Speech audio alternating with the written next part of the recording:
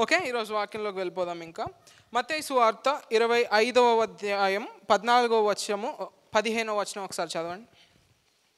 మత్తయి సువార్త 25, 14, 15. పరలోక రాజ్యము ఒక మనుష్యుడు దేశాంతరమునకు ప్రయాణమై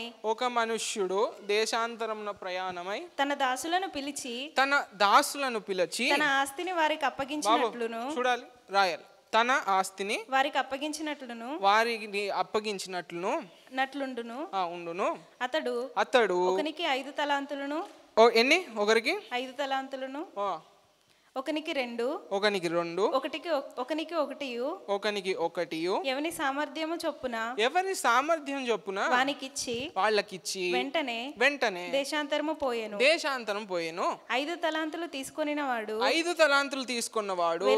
వెళ్ళి వాటితో వ్యాపారం చేసి మరి 5 తలాంతులు సంపాదించాను. మరి 5 తెచ్చాడు. అలాగుననే 2 తీసుకొనినవాడు మరి 2 సంపాదించాను. అయితే ఒక తలాంతు తీసుకొనినవాడు వెళ్ళి భూమి త్రవ్వి తన యజమానుని సొమ్ము దాచిపెట్టి బహుకాలమైన తరువాత ఆ దాసుల యజమానుడు వచ్చి వారి యొద్ద లెక్క చూచుకొనెను. అప్పుడు 5 తలాంతులు తీసుకొనినవాడు మరి 5 తలాంతులు తెచ్చి అయ్యా నీవు నాకు 5 తలాంతులను అప్పగించి. ఓకే అక్క, ఓకే. ఇక్కడ వరకు ఎందుకు ఇదంతా చదవమన్నానంటే మీకు ఒక ఐడియా వచ్చేసి ఉండాలి. దేని గురించి? తలాంతుల గురించి ప్రభు చెప్తున్న ఒక పారబుల్, ఒక కథ చెప్తున్నాడు ఆయన. సో మనకు అందరికి తెలిసిందే 5 తలాంతులు అంటే జనరల్గా ఇక్కడ ముగ్గురులో ఒకరికి ఆయన ఎన్ని ఇచ్చాడు? తలాంతులు 5 ఇచ్చాడు. ఒకరికి ఇంకోటికి 1. 5 ఉన్నవాడు ఏం చేశాడు? దాన్ని ఇంకో 5 చేశాడు. అంటే టోటల్ ఎంత? 10. 2 ఉన్నవాడు ఏం చేశాడు? ఇంకో 2. అంటే టోటల్ ఎంత? 4. 1 ఇచ్చాడు. వాడు ఏం చేశాడు? భూమి తవ్వేసి పాతి పెట్టేసి ప్రభువు దాని తర్వాత ఏంటి నాయన అని చెప్పి ఆయన దూరం వెళ్ళి రాగానే ఏమి ఇచ్చాడు? ప్రభుకి ఏమి ఇచ్చాడు? ఎక్స్ట్రా ఏమి ఇవ్వాల. 1 ఉంది, 1 ఇచ్చాడు. గుర్తుపెట్టుకో. ఇప్పుడు వాక్యంలోకి మళ్ళీ వెళ్దాం. కొరింథీయులకు రాసిన మొదటి పత్రిక 12వ అధ్యాయము 4, 5, 6 వచనాలు ఒకసారి చదవ. కృపావరములు నానా విధములుగా ఉన్నవి అక్క. ఓకే, 12వ అధ్యాయం స్టార్టింగ్ నుంచి చదివేసేయండి అక్క. ఓకే, ఇప్పుడు నా వైపు చూడండి. ఈ పేజ్లోనే బైబిల్ ఉంచండి. మ్యాక్సిమం నేను దాటి వెళ్లకుండా నేను ట్రై చేస్తా. ఓకే అక్క, ఫస్ట్ వర్స్ నుంచి చదవక్క. మరియు సహోదరులారా ఆత్మ సంబంధమైన వరములను గూర్చి మీకు తెలియకుండుట నాకు ఇష్టం లేదు.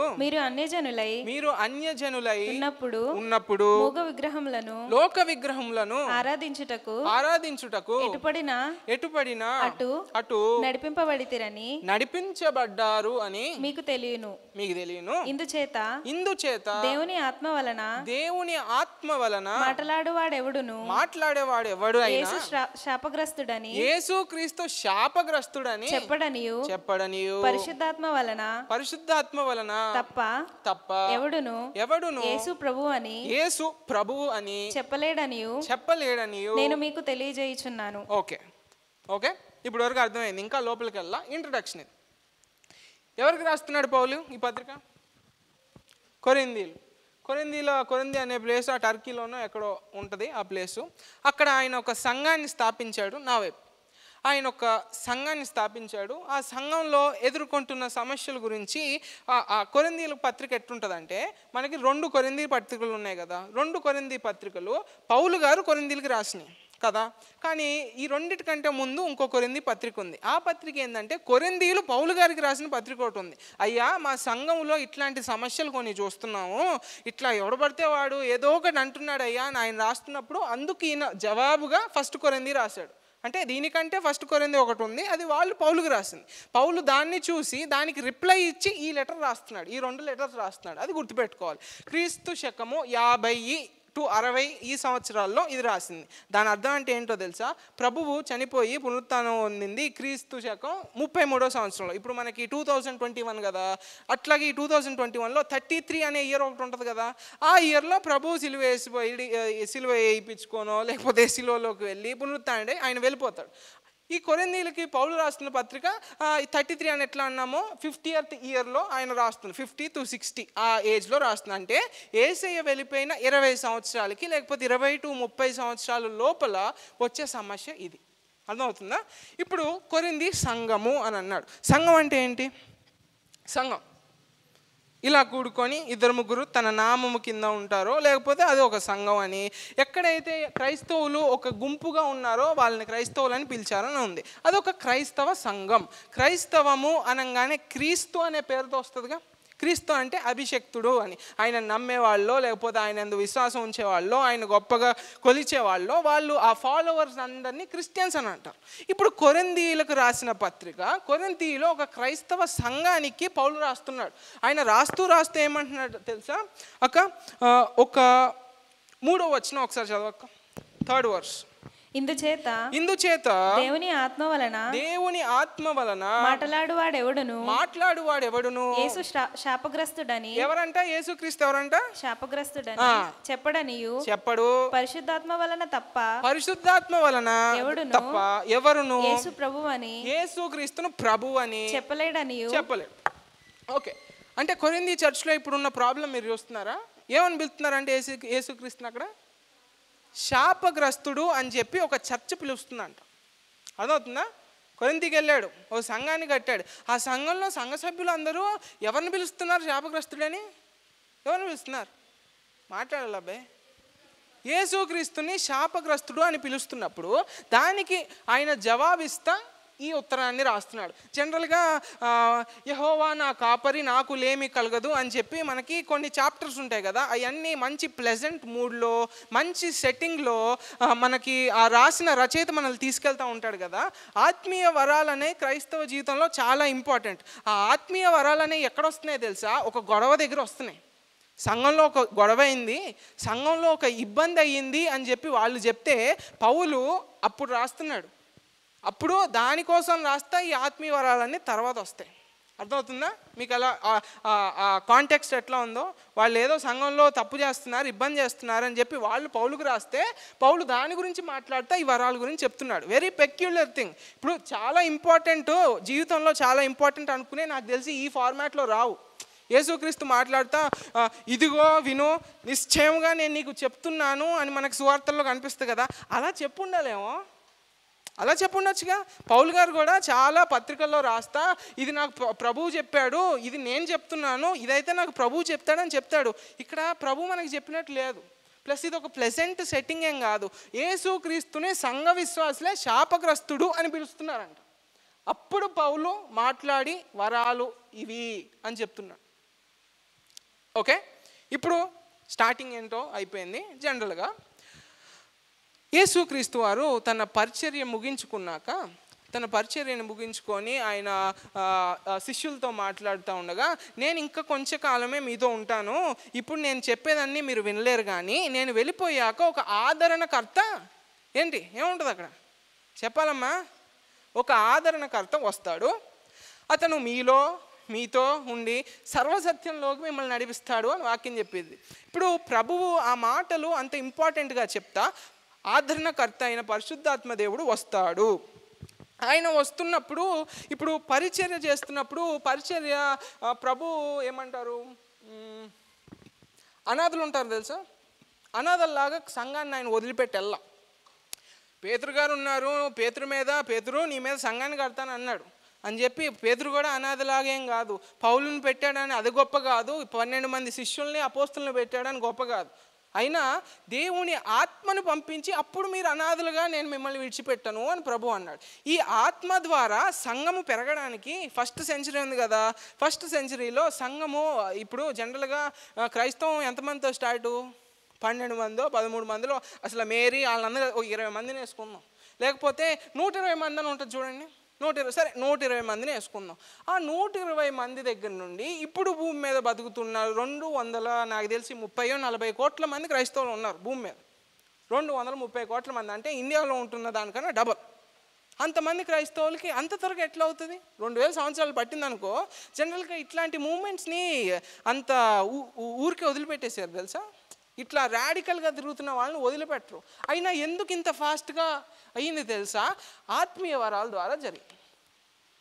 ఇప్పుడు ప్రాబ్లం ఏమొచ్చిందంటే కొరింథీ సంఘంలో కొంతమందికి వరాలు ఉన్నాయి, కొంతమందికి భాషలు మాట్లాడే వరం ఉంది, కొంతమందికి ప్రవచనాలు చెప్పే వరం ఉంది, కొంతమందికి అద్భుతాలు చేసే వరం ఉంది.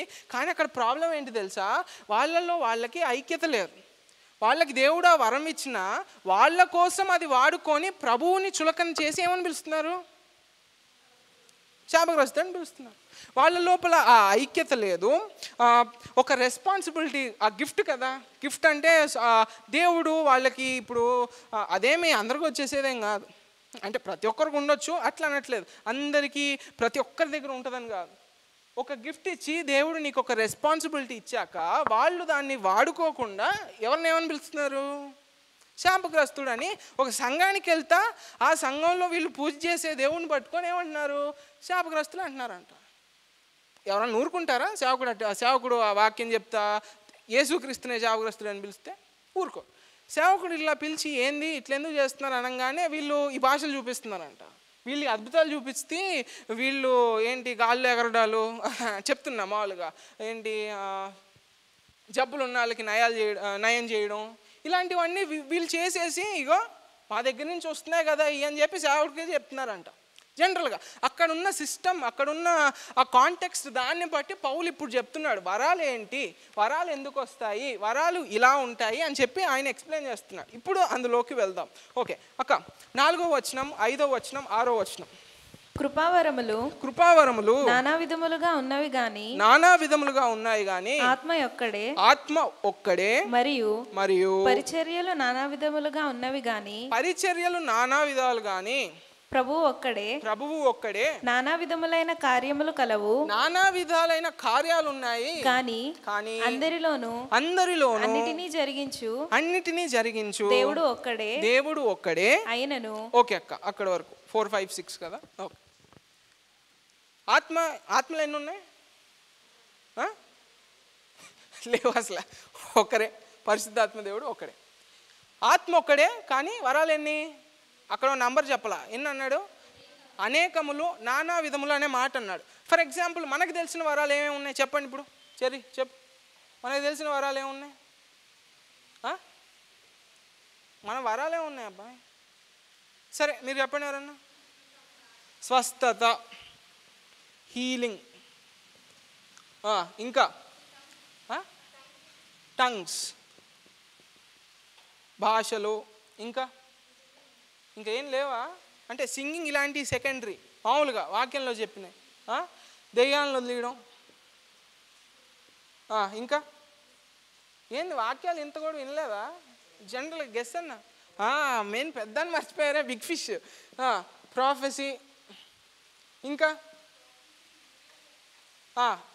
ప్రాఫెసీకి మీనింగ్ కాదు, టంగ్స్కి ఇంటర్ప్రిట్ చేయడం. ఓకే, ఇందులో ఇంకొక విభాగం ఏంటంటే ఇంటర్ప్రిటేషన్. ఓకే, ఇన్ని ఉన్నాయి కదా. ఇవన్నీ ఒకటేనా? ఫర్ చెప్తున్నా, మనకి అక్కడ వాక్యంలో కూడా ఒక నంబర్ చెప్పలా, ఇన్ని ఉన్నాయని ఆయన చెప్పలా. నానా విధములు, అనేకములు అని ఆయన చెప్పాడు కానీ ఒక స్పెసిఫిక్గా నంబర్ ఇలా. అది ఎందుకు చేయలేదో కానీ ఇచ్చుంటే చాలా బాగుండేది తెలుసా. ఓకే, ఇప్పుడు ఇవన్నీ వేరు కానీ ఆత్మ ఏంటి? ఆత్మ ఒకడు కదా. ఇప్పుడు ఆత్మ ఒకడు, ఇవి నానా విధాలు. సంఘం అన్నాక ఒక శరీరం కాబట్టి సంఘంలో ఇవన్నీ ఉంటాయి, అర్థమవుతుందా? ఇప్పుడు సంఘంలో ఇవన్నీ ఉన్నప్పుడు ఒక ప్రవక్తకిని, ఇప్పుడు ఫర్ ఎగ్జాంపుల్ ఒక హీలర్ ఉన్నారు, అంటే ఏమంటారు, స్వస్థపరిచే వరం కలిగిన ఒక ఆయన ఉన్నాడు, ప్రవక్త ఒక ఆయన ఉన్నాడు. ఒక రోగి దగ్గరికి వెళ్ళి, బాబు నేను ఫిన్నీని పంపిస్తా, ఫిన్నీకి స్వస్థత వరం ఉంది కదా, నీ మీద చేయి పెట్టంగానే అది పోద్దురా అని అంటాడు. అప్పుడు ఫిన్నీ వెళ్తాడు, వాడి దగ్గరికి వెళ్ళంగానే ఏమవుదు. ఒకసారి చేస్తాడు, ఇంకోసారి ఏం చేస్తాడు, వారం రోజులు ఏం తినకుండా ఉపవాసాలు ఉంటాడు, అవ్వదు. 10 రోజులు ఉంటాడు, అవ్వదు. అప్పుడు ఇదని చెప్పింది కరెక్టా? ప్రవక్త చెప్పింది కరెక్టా? ఇప్పుడు ఫిన్నీ చేస్తుంది కరెక్టా తప్ప? ఓకే, అది తర్వాత పక్కన పెడదాం. ఇప్పుడు ఆత్మ ఒకడు ఉన్నప్పుడు ఒకరు రోగిగా ఉన్నారు, వాళ్ళకి స్వస్థత కలుగుతుంది అనేమో ప్రవక్త చెప్పాడు. కానీ స్వస్థపరిచేవాడు వెళ్ళి చేయలేకపోతున్నాడు. వరం ఉంది, ఎందుకంటే ఆల్రెడీ చేశాడు కాబట్టే స్వస్థపరిచే వరం ఉందని అంటున్నారు, కానీ చేయలేకపోతున్నాడు. ఇప్పుడు ఆత్మ ఒకటయ్యి ఇవన్నిటిలో ఇవి తగాదాలు పెట్టేసుకొని ఒకరు చెప్తుంది ఒకరికి అర్థం కాకుండా, ఒకరు చేస్తుంది ఇంకోటి అర్థం కాకుండా ఉందని అనుకో, దాని అర్థం ఏంటి? అందరూ ఇతని ద్వారా నడిపించబడతలేదు అని అర్థం. ఎగ్జాంపుల్ చెప్తా. ఇప్పుడు 2020లో భూమి మీద వెరీ ఇంపార్టెంట్ ఎలక్షన్ జరిగింది. ఏ ఎలక్షన్ అది? 2020 అమెరికాలో ఎలక్షన్ జరిగిందమ్మా. ఎవరెవరికి జరిగింది చెప్పండి?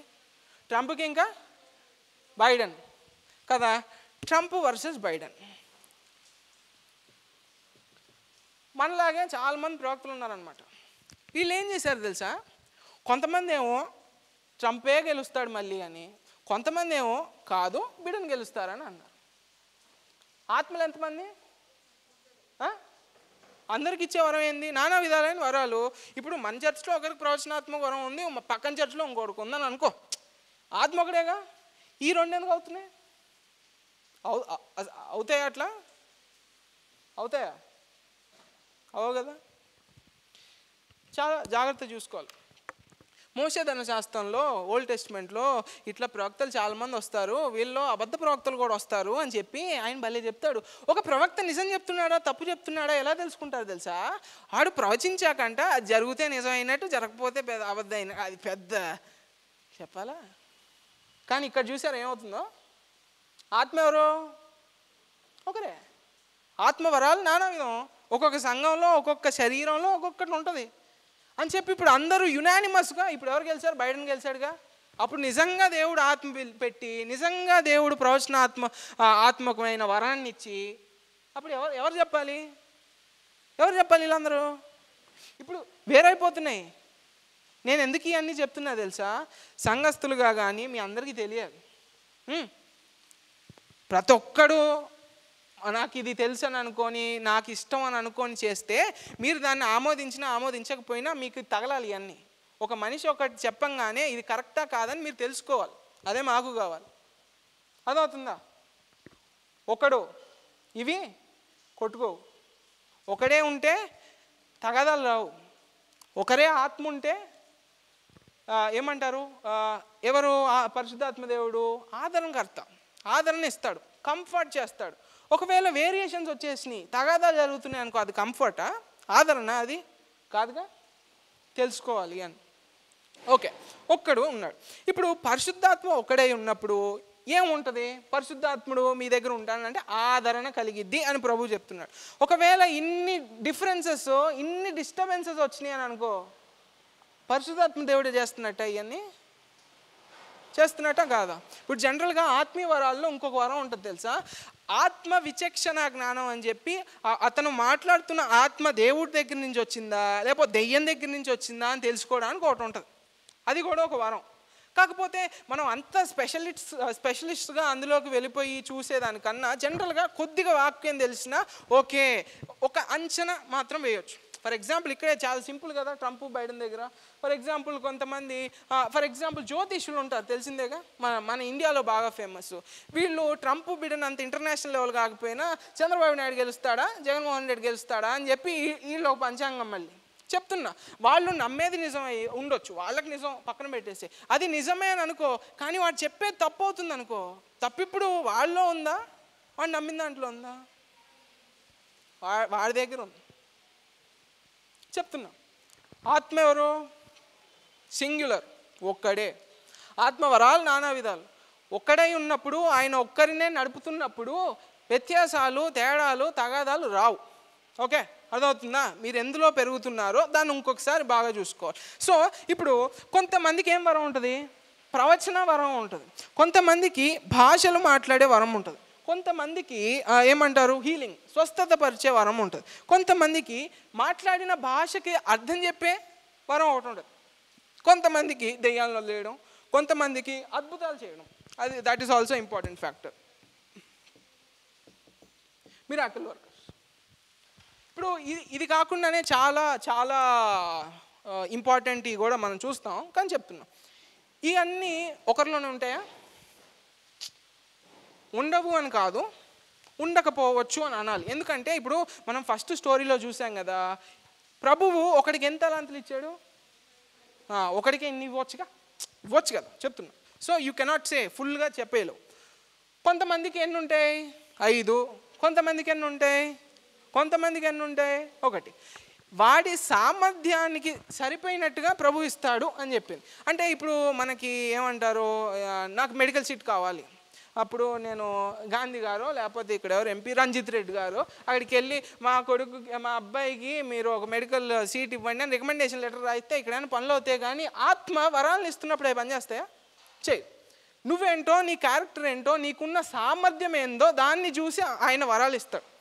ప్యూర్గా ఆయన ఇష్టం నీకు అంటే అందరికీ ఇస్తాడు, అది మాత్రం 100%. కానీ అందరికీ అన్నీ ఇస్తాడని నేను చెప్పలేను, అని వాక్యంలో కూడా లేదు. నెంబర్ 2, నువ్వు ఆశపడిందే ఆయన ఇస్తాడు అని చెప్పలేవు. అర్థమవుతుందా? నాకు పాటలు బాగా పాడాలని ఉందని అనుకో, నువ్వు ట్రై చెయ్యి, అదంతా పక్కన. కానీ ఆయన ఇచ్చాడా లేదా అనేది డౌటే, ఎందుకంటే నీ ఇష్టం అక్కడ పనిచేయదు. ఫస్ట్ది ఏంది? నో రికమెండేషన్ లెటర్లు పాస్టర్ రాయడు, మీ ఎంపీ ఎమ్మెల్యేలు ఎవరు రాయరు. నువ్వు నీ సామర్థ్యాన్ని బట్టి ఆయన నీకు వరం ఇస్తాడా లేదా ఆయన చూస్తాడు. నెంబర్ 2, నీ ఆలోచన బట్టో, నీకు ఇది కావాలని నీ కోరిక బట్టో అది రాదు. ఓకే, దేవుడు ఆయన తీసుకెళ్లే వేలో, ఆయన తీసుకెళ్లే మార్గంలో నేను నడిపిస్తాడు. కానీ నువ్వు కావాల్సుకున్న మార్గంలో ప్రతిసారి అవ్వచ్చు, అవ్వకపోవచ్చు, మ్యాక్సిమం అవ్వదు చెప్తున్నా. ఇట్లా ఉంటుంది. ఇప్పుడు నేనున్నా, ఇంకా రాహుల్ ఉన్నాడు, ఇద్దరం డ్రమ్స్ వాయిస్తాం కదా, నేనే బాగా వాయించాలి అని చెప్పి ప్రభువా నాకు ఈ వరం కావాలి, ప్రభువా నాకు ఈ వరం కావాలని చెప్పి మా ఇద్దరి మధ్యలో కాంపిటీషన్ ఉండదు. అర్థమవుతుందా? చెప్తున్నా, వింటారా? ఏముండదు. ఫస్ట్ రికమెండేషన్ ఉండదు. నెక్స్ట్ ఏంది? నీ ఆలోచన బట్టి, నీ ఆశను బట్టి మ్యాక్సిమం జరగదు. నెంబర్ 3 ఏంది? కాంపిటీషన్ బట్టి జరగదు. ప్యూర్గా ఆయన నీకేది బాగుంటుంది అని ఆయన ఆలోచించి ఆయన నడిపించినట్టే నీకు జరుగుతుంది వరం అనేది. ఆత్మలెన్ని? వరాలెన్ని? అందరికీ అన్నీ ఉంటాయా? చెప్పలేము. అందరికీ అన్నీ ఉండొచ్చు. 5 తలాంతులు ఇచ్చినప్పుడు 15 ఇవ్వడానికి ఏంటి? చెప్తున్నా కదా, ఉండొచ్చు, ఉండకపోవచ్చు, యు ఆర్ నాట్ సర్టెన్. కానీ అప్పుడు అందరికీ ఉంటాయా అని అంటే మీరు ఏం చెప్పాలంటే వారి సామర్థ్యాన్ని బట్టి వాళ్ళకు ఉండొచ్చు, ఉండలేకపోవచ్చు అని అనాలి. ఇవాళ కొద్దిగా టైం పట్టిద్దమ్మా, వెళ్దాం. Okay, so gifts vary. ఈ గిఫ్ట్స్ అన్నీ వేరువేరుగా ఉంటాయి.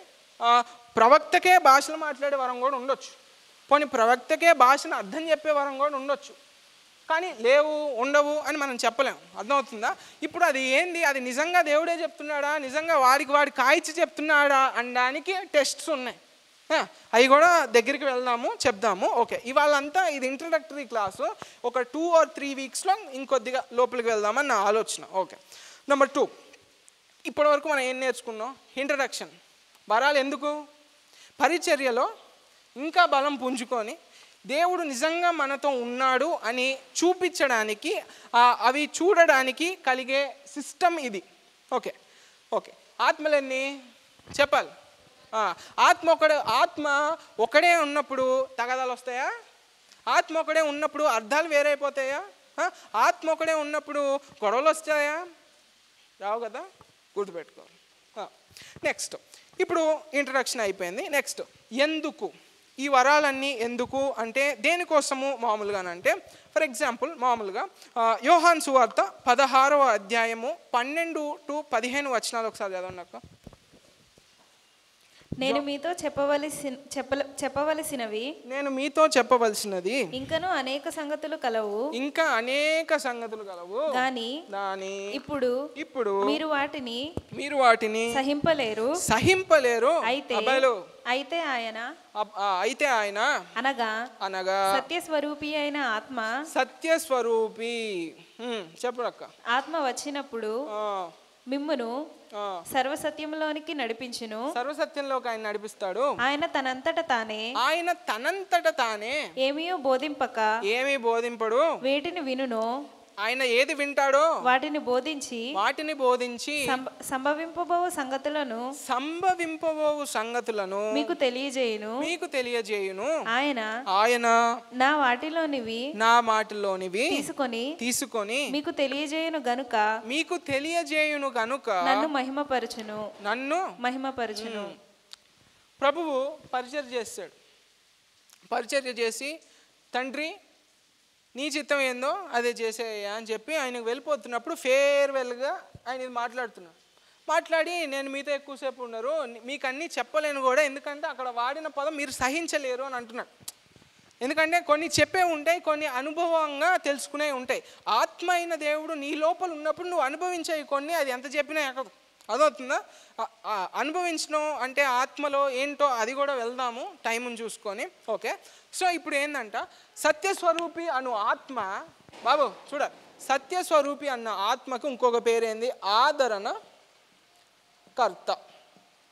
ఆదరణకర్త వచ్చినప్పుడు అంట ఎందులోకి నడిపిస్తాడని ఉంది? సర్వసత్యము, సర్వసత్యంలోకి నడిపిస్తాడని ఉంది. ఇప్పుడు అక్కడున్న పదం ఒకటి మనం గమనిద్దాం. నడిపించడము అంటే ఇంగ్లీష్లో ఎవరన్నా చదవండి. ఇంగ్లీష్లో 16:13 అనుకుంటున్నాను, చదవండి. 16:13, జాన్ 16:13.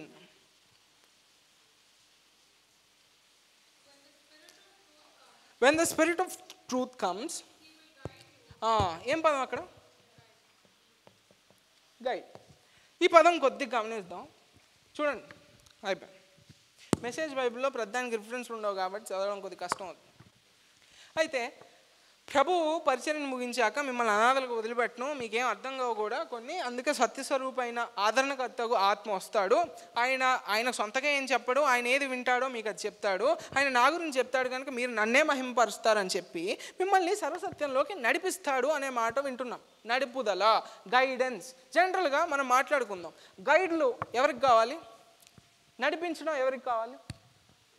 మామూలుగా తెలియని వాళ్ళు. ఎగ్జాంపుల్ చెప్తున్నాం, గుడ్డాలు ఉంటారా, బ్లైండ్, వాళ్ళకి గైడ్స్ కావాలి. అంటే ఇప్పటికైతే టెక్నాలజీ అడ్వాన్స్ అయ్యి ఏదేదో కర్రలే పట్టుకొని నడిచేస్తున్నారు అనుకో. నెక్స్ట్, బాగా బలహీనంగా ఉంటారు చూడండి, సపోర్ట్ ఇస్తాం మనం, నడిపిస్తాం కదా, బలహీనంగా ఉండే వాళ్ళకి కావాలి, వీక్. నెక్స్ట్, మేము గోవా వెళ్ళాం, లేకపోతే మేము ఊటీ వెళ్ళాం, లేకపోతే ఇంకే కుల్లు మనాలియో ఎడగపోతాం, మనకేం తెలియదు అక్కడ, అప్పుడు ఎవరు కావాలి? Tourist guides. సరే, అట్లానే గైడ్ దేనికి? కొత్త ప్లేస్, టూర్. ఈ 3 సంఘటనలు చూద్దాం. ఆత్మ అయిన దేవుడు సర్వసత్యంలోకి నడిపిస్తాడు. నడిపించడం దగ్గర ఈ 3 పదాలు మనకు తెలుస్తాయి.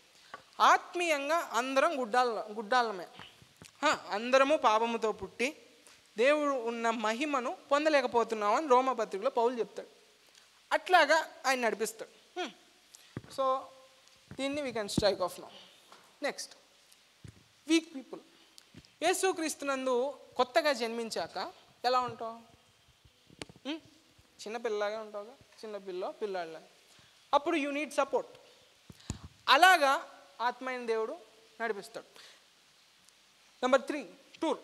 119వ కీర్తన మనం చదివినట్టయితే, నేను భూమి మీద పరదేశినై ఉన్నాను, నీ ఆజ్ఞలు విడిచి నన్ను తిరుగనీయకము అని చెప్పి కీర్తనగారుడు అంటాడు. ఇలాగా ఆత్మైన దేవుడు నడిపిస్తూ ఉంటాడు.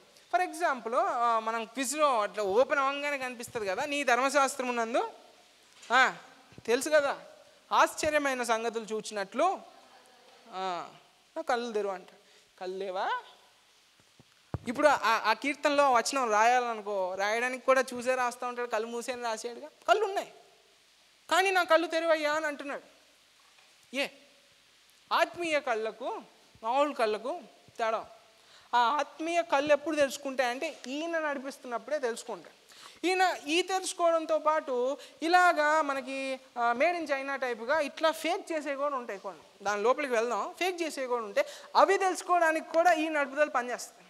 ఆత్మీయ కళ్ళు తెలుసుకుంటే అది ఏంటి, దేవుడి దగ్గర నుంచే వచ్చిందా, ఇంకెక్కడి దగ్గర నుంచి అన్న వచ్చిందా అంటాడు. యోహాన్ భక్తుడు లేకపోతే పేతురు గారు అంటారు, అన్ని ఆత్మలను నమ్మద్దు అని అంటాడు.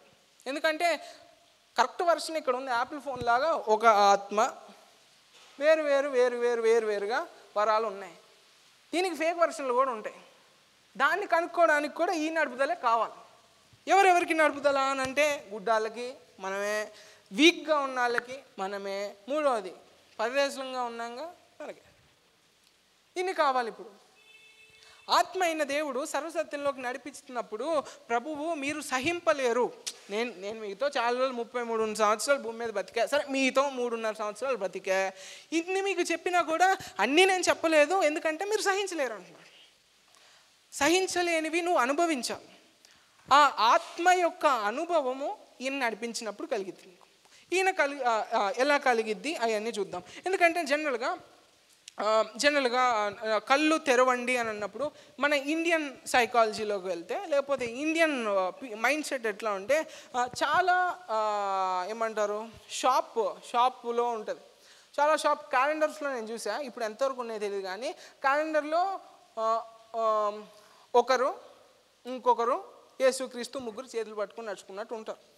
వాళ్ళ లోపల ఉన్న ఆలోచన ఏంటంటే యేసుక్రీస్తు కూడా ఒకటే కదా, మాకు ఇంకా 3 crores ఇంకా ప్లస్ అన్నట్టుగా, ఈయన కూడా కొత్తగా ఇది ఇస్రాయల్ నుంచి వచ్చాడు, ఓకే కలిపేసుకుందాం అని చెప్పి ఒక ఫోటో ఉంటుంది బాగా, మీకు ఎవరికన్నా తెలుసో తెలీదో. అట్లాగా యేసుక్రీస్తు కూడా దేవుడే అని చెప్పి కలిపేవాళ్ళు కొంతమంది కాదు అని తిరస్కరించే వాళ్ళు కొంతమంది. ఇవన్నిట్లో నుండి నీ కళ్ళు తెరవబడాలంటే ఆత్మీయ అనుభవం అనేది ఉండాలి. ఆ అనుభవంలో ఎట్లాంటివి ఉంటాయి? ఆత్మీయ అనుభవం అనగానే మనకి జనరల్గా ఇక్కడ బాగా ఫేమస్ కదా, ఇట్లా కూర్చొని బాస్మట్లు వేసుకొని ఇట్లా చేతులు కింద పెట్టుకొని గాల్లో ఎగిరిపోవడాలు, అవి కాదు. మనకి జనరల్గా చూసేదాన్ని బట్టి ఆలోచించేస్తాం కాబట్టి చెప్తున్నా, అలాంటివి ఉండవు. ఓకే, ఆత్మీయంగా నడవడము దేనికోసం అంటే ఆత్మ అయిన దేవుడు మనల్ని నడిపించి మనకి నేర్పిస్తున్నాడు, గైడ్ చేస్తున్నాడు మనల్ని. సెకండ్ థింగ్, ఆత్మీయ వరాలు ఎందుకనంటే 1 పేతురు రాసిన పత్రిక 4వ అధ్యాయము 10-11 వచనాలు చదవండి అక్క. 1 Peter 4:10 and 11. దేవుడు నానా విధములైన కృప విషయమై మంచి గృహ నిర్వాహకులై ఉండి ఒక్కొక్కడు కృపావరము పొందిన కొలది ఒకరికొకరు ఉపచారము చేయుడి. ఒకడు బోధించిన ఎడల ఒకడు బోధిస్తే దైవోక్తులను బోధించినట్లు బోధింపవలెను. ఒకడు ఉపచారము చేసిన ఎడల దేవుడు అనుగ్రహించు సామర్థ్యము ఇక్కడ కూడా వచ్చింది పదం, సామర్థ్యము నుండి చేయవలెను. ఇందువలన దేవుడు అన్నిటిలోను యేసుక్రీస్తు ద్వారా మహిమపరచబడును. యుగయుగములు మహిమయు ప్రభావమును ఆయనకుండును గాక. ఆమేన్. అర్థమైపోయిందిగా తెలుగు. ఆత్మీయ వరాలు ఉన్నాయి. బోధ చేస్తున్నప్పుడు అంటే ఎలా చేయాలన్నాడు, దేవోక్తిని చూసినట్టు చేయండి అని చెప్పి ఆయన ఇవన్నీ ఆవేశంతో ఆలోచనతో ఇవన్నీ బాగా చేయండి. ఏది చేసినా మాకు కాదు యెహోవా, మాకు కాదు, తర్వాత ఏముంటుంది, సమస్త మహిమ ఘనత నీ ఒక్కడికే అన్నట్లుగా ఫస్ట్ నువ్వు నడవడానికి ఆయన నిన్ను నడిపిస్తున్నాడు ఆత్మీయ వరాల ద్వారా. నెంబర్ 2, దేనికి? దేవుని యొక్క మహిమ కోసం నువ్వు వాడడానికి ఆత్మీయ. ఫస్ట్ అండ్ ఫార్మోస్ట్ థింగ్, అసలు ఆత్మీయ వరాలు ఎందుకు ఉన్నాయనంటే సంఘం ఎదుగుదల కోసం. ఫస్ట్ సెంచరీలో అనాథలుగా వదిలిపెట్టినానే కదా ఇవన్నీ వచ్చినాయి, సంఘం బాగా ఎదగాలని చెప్పి ఆత్మవరాలు. నెక్స్ట్ వస్తే నువ్వు సత్యస్వరూపములోకి రావడానికి ఆయన నిన్ను గైడ్ చేసి నడిపిస్తున్నాడు. ఓకే. నెంబర్ 3, దేని గురించి? ఆయనకు మహిమ కలగాలని ఇంకొకటి ఆత్మీయవరం. ఓకే, ఇది సింపుల్, దీని గురించి అంత ఎక్స్ప్లెనేషన్ లేదు. ఇంకొకటి ఏంటంటే వాక్యం క్లియర్ చెప్పింది కదా, యెహోవానైన నేను నా మహిమను ఎవరికి ఇచ్చేవాడిని కాదు. ఏదన్నా ఏ పని చేసినా ఆయనకు మహిమ కలగాలి అనే ఆలోచనతో, అసలు ఈ గిఫ్ట్ అయితే ఆయనే ఇస్తున్నాడు కాబట్టి ఇంకా 100% ఇది నాకు అసలు రాకూడదు అన్నట్టు తోయాలి. చెప్తున్నా, అంత ఇంపార్టెంట్గా ఈ గిఫ్ట్ విషయం గురించి అయితే అడుగుతాడు, ఎందుకంటే ఆయనే కదా ఇస్తుంది మహిమ. నెంబర్ 3, ఇది కొద్దిగా మంచి పాయింట్. 1 Corinthians 12:7 నెక్స్ట్ వర్స్ అక్క. అయినను అందరి ప్రయోజనము కొరకు ప్రయోజనము కొరకు ప్రతివానికి ఆత్మ ప్రత్యక్షత అనుగ్రహించబడుచున్నది ఎలాగనగా ఒకనికి. ఓకే అక్క, ఓకే. ఈ వచనంలో ఏం చూసాం మనం? ప్రయోజనము అనేది చూస్తున్నాం. ప్రాఫిట్ అనగానే మ్యాథ్స్లోకి వెళ్ళిపోయి సేల్స్ ప్రైస్, సెల్లింగ్ ప్రైజు, ఇంకేంది సిపి అంటే క్యాపిటల్ ప్రైసా, కాస్ట్ ప్రైస్, ఆ ప్రాఫిట్ కాదండి. సంఘం ఎదుగుదలలో మళ్ళీ ఈ ప్రాఫిట్లో కూడా వినాలి నా వైపు, ఆత్మీయవరాల్లో ఈ ప్రయోజనం కూడా 2 విధాలుగా ఉంటుంది. ఏంటంటే ఒక ప్రయోజనం ఏంటంటే ఇండివిజువల్గా నీకు కలిగేది. రెండో విధం ఏంటంటే సంఘానికి కలిగేది. ప్రయోజనం ఇస్తుంది నీకు ఆత్మీయవరం. ఫస్ట్ది ఏంది? సంఘాభివృద్ధి, సంఘం అభివృద్ధి. సెకండ్, సత్యస్వరూపంలోకి నిన్ను అనుభవాలుగా ఆయన నేను తీసుకెళ్తున్నాడు. నెంబర్ 2. నెంబర్ 3 మహిమ కోసం. నెంబర్ 4 ప్రయోజనం. ఈ ప్రయోజనం అనేది అందరికీ కలగాలన్నట్టు పౌలు గారు రాశారు. ప్లస్ అందులో 2 విధాలు ఉన్నాయి. ఒకటి, నీకు స్వతహాగా నీకే కలిగే ప్రయోజనాలు కొన్ని. నెంబర్ 2, సంఘం అంతటికి కలిగే ప్రయోజనాలు కొన్ని ఉంటాయి. అక్క ఇప్పుడు అదే చూద్దాము. ఓకే, ఇది గుర్తుపెట్టుకోండి, దీని గురించి మళ్ళీ వద్దాం కానీ. ఓకే, ఇప్పుడు కొరింథీ సంఘంలోకి మళ్ళీ వెళ్దాం. యేసుక్రీస్తుని ఏమని పిలిచారు వాళ్ళు? ఒక సంఘంగా అయిపోయి పౌలే స్థాపించి యేసుక్రీస్తుని కొలిచి యేసుక్రీస్తుని ఆరాధిస్తున్న వాళ్ళు ఆయన్ని శాపగ్రస్తుడా అని పిలిచారు. వాళ్ళకి వరాలు లేవా? ఉన్నాయి. లేకపోతే ఈ వరం అప్పుడే రాదు. వేరే చాప్టర్లు అన్నా ఎందులో అయినా కలపొచ్చు, కానీ వాళ్ళకు ఉన్నాయి. ఎవరన్నా ఏమన్నా అంటే ఇగో మాకు ఇవన్నీ ఉన్నాయి కదా అని ఆయన చూపిస్తున్నారు. వాళ్ళలో ఏం లేదు తెలుసా? ప్రేమ లేదు. ఎందుకు ప్రేమ లేదు అన్నాను తెలుసా? మీలో కొంతమంది వాక్యం కొద్ది బాగా తెలుసుంటే మీకు అర్థమైపోయేది. ఎందుకు? ఇది 12వ అధ్యాయం. 13వ అధ్యాయం ఏంటి? 1 Corinthians 13 ఏంటి కదా? కరెక్ట్గా భలే 12వ అధ్యాయము లాస్ట్ వరకు చదవక్క. కృపావరములలో శ్రేష్టమైన వాటిని ఆసక్తితో అపేక్షించుడి. ఇదియుగాక సర్వోత్తమైన మార్గమును మీకు చూపుచున్నాను మనుషుల భాషలతో కదా. మీకు అక్కడ 2 వేరు అయిపోయి కలిపినట్టుందా? కంటిన్యూ చేస్తున్నట్టు ఉంటుంది. ఎందుకంటే మనకి బైబిల్లో చాప్టర్స్ వర్సెస్ అనేది 1000 సంవత్సరాల క్రితం వచ్చినాయి. అదవుతుందా? అంతకుముందు ఓన్లీ చాప్టర్సే ఉండే. ఓకే, అంతకుముందు పారాగ్రాఫ్స్ ఉండే.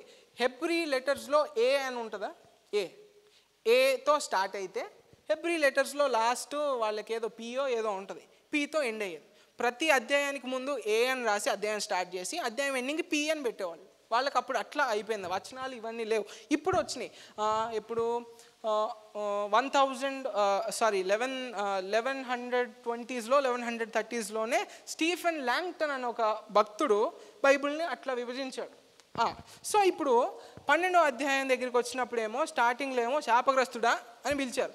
13వ అధ్యాయంకి వచ్చేటప్పటికి నేను ఆయన ప్రేమ గురించి చాలా బాగా చెప్పాడు కదా ప్రేమ గురించి. ఇప్పుడు జనరల్గా ఇన్ని వరాలు కలిగి కొరింథీయులకు ఇన్ని వరాలు కలిగి వీళ్ళు ఏం చేయలేదంటే వీళ్ళల్లో ప్రేమ లేదు.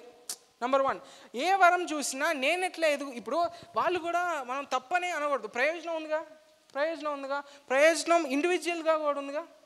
సంఘం అంతటికి కలగకపోతే నాకెందుకు? సంఘానికి ఉంది, ఇండివిజువల్గా నాకు ఉంది. ఈ కొరింథీయులు అందరూ ఇక్కడికి వెళ్ళిపోయారు.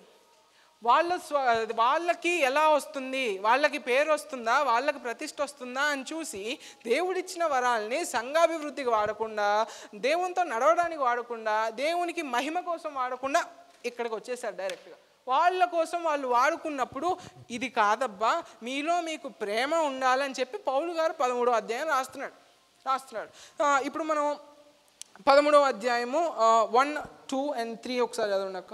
మనుషుల భాషలతోనూ మనుష్యుల భాషలతోనూ దేవదూతల భాషలతోనూ నేను మాటలాడినను ప్రేమ లేని వాడనైతే మ్రోగును కంచును గనగనలాడు తాళమునై ఉండును. అక్క ఏంది? మ్రోగిన కంచును గనగనలాడు తాళమునై ఉండును. తాళము ప్రవచించుచు కృపావరము కలిగి మర్మములన్నీయు జ్ఞానమంతయు ఎరిగిన వాడనైనను కొండలను పెకలింపగల పరిపూర్ణ విశ్వాసము గలవాడనైనను వాళ్ళనైనను ప్రేమ లేని వాడనైతే నేను వ్యర్థుడను అనే వాక్యాన్ని మనం చూస్తున్నాం. జనరల్గా అందరికి తెలిసింది కదా. ఇప్పుడు ఇక్కడ ఏం తెలుసా, క్రంచు అనే ఒక పదం ఉంది. ఇంగ్లీష్లో ఎవరైనా చదవండి. ఇంగ్లీష్లో 1 Corinthians 13:1-3. If I speak in tongues of men, of angels, but have no love, a noisy gong or a cymbal. If I have prophetic powers, pravachanam, I can understand all secrets, roots and mysteries, and possess all knowledge. If I have faith so that I can move mountains, but if I have no love, I am nothing. Okay, ఇక్కడ కొన్ని పదాలు చూసాం. ఒకటి symbol, క్రంచు, తాళము అని చెప్పి అక్కడే దేవదూతల మనుషుల భాషలన్నీ మాట్లాడినా అని అంటున్నాడు. అక్కడ ఏం కనిపించింది? ఆత్మీయ వరాల్లో భాషలు కనిపించాయా లేదా? భాషలు ఫస్ట్ వర్స్లోనే ఉందిగా, భాషలు కనిపించినాయి. నెక్స్ట్ ప్రవచన వరం కనిపించిందా లేదా? ప్రవచన వరం కనిపించింది, భాషలు కనిపించినాయి. దాని తర్వాత దేవునితో నేను మిస్టరీస్ మాట్లాడుతున్నాను అంటాడు. మిస్టరీకి ఏముంది తెలుగులో? ఏం పదం? మిస్టరీ, మర్మములను మాట్లాడుతున్నా అంట. మర్మం అందరికి తెలితే మనం కాదు కదా, దేవునితో మాట్లాడుకుంటున్నాడు. ఓకే, మర్మం చూసాము, భాషలు చూసాము, ఇంకా ప్రవచన వరం చూసాము. ఇంకా చదివితే అందులో కూడా మనకు వరాలు కనిపిస్తాయి. అంటే కనిపిస్తాయనంటే ఇలా చూస్తే కనిపించవు. నా కళ్ళు తెరవండి అన్నప్పుడు ఇవన్నీ వెనకాల ఈ అర్థాలు ఉన్నాయని అప్పుడు తెలుస్తాయి. ఇన్ని ఆత్మీయ వరాలు కలిగి ఉన్నా ఏం లేకపోతే ఏం లేదు అంటున్నాడు. ప్రేమ లేకపోతే ఏం లేదు. కొరింథీ సంఘంలో ఇదే, ఒక్కరి మధ్య ఒకరికి ప్రేమ లేక ప్రతి ఒక్కడు వాడి ప్రయోజనం నాకే ఉందా అని వాడు చూసుకొని గొడవలు అయిపోతున్నాయి. ఆత్మ ఒకడేగా, గొడవలు ఎందుకు అవుతున్నాయి? ఇప్పుడు వాళ్ళని వాళ్ళు ఎక్కువగా చూశారు. ప్రభువు అన్నిటికంటే ఇంపార్టెంట్ ఏందయ్యా, మేము ఏం చేయాలంటే ఫస్ట్ దేవుడిని పూర్ణ బలంతో, పూర్ణ ఆత్మతో, పూర్ణ శరీరంతో ప్రేమించు, దాని తర్వాత నీ పొరుగు వాడిని నీలాగా నువ్వు చూసుకో అని అంటాడు. అప్పుడు ఆర్డర్ ఏం కనిపించింది? ఫస్ట్ నీ దేవుడు అన్నాడు, దాని తర్వాత నీ పరుగువాడు అని అన్నాడు, దాని తర్వాత నీ పరుగువాడిని నీలాగా చూసుకో అంటే నువ్వు వచ్చావు. ఈ ఆర్డర్ ఇది. ఫస్ట్ ఎవరు? దేవుడు. సెకండ్ ఎవరు? పరుగువారు, అంటే సంఘం అని అనుకో, లేకపోతే నీ పక్కన మీ ఇంటి పక్కన ఉండేవాడు అనుకో, దాని తర్వాత నువ్వు వచ్చావు. ఇప్పుడు ఈ ప్రయోజనము నాకే కలుగుతుంది అన్నప్పుడు కొరింథీ సంఘంలో ఏం జరిగింది తెలుసా? ఇప్పుడు ఒక ఆర్డర్ చెప్పాను చూడు, అది రివర్స్ అయింది. ఫస్ట్ ఏం చూసుకున్నాడు? నేను, దాని తర్వాత నా పొరుగువారు, దాని తర్వాత ప్రేమ లేదు. ప్రేమ లేనప్పుడు ఆర్డర్ రివర్స్ అయిపోయింది.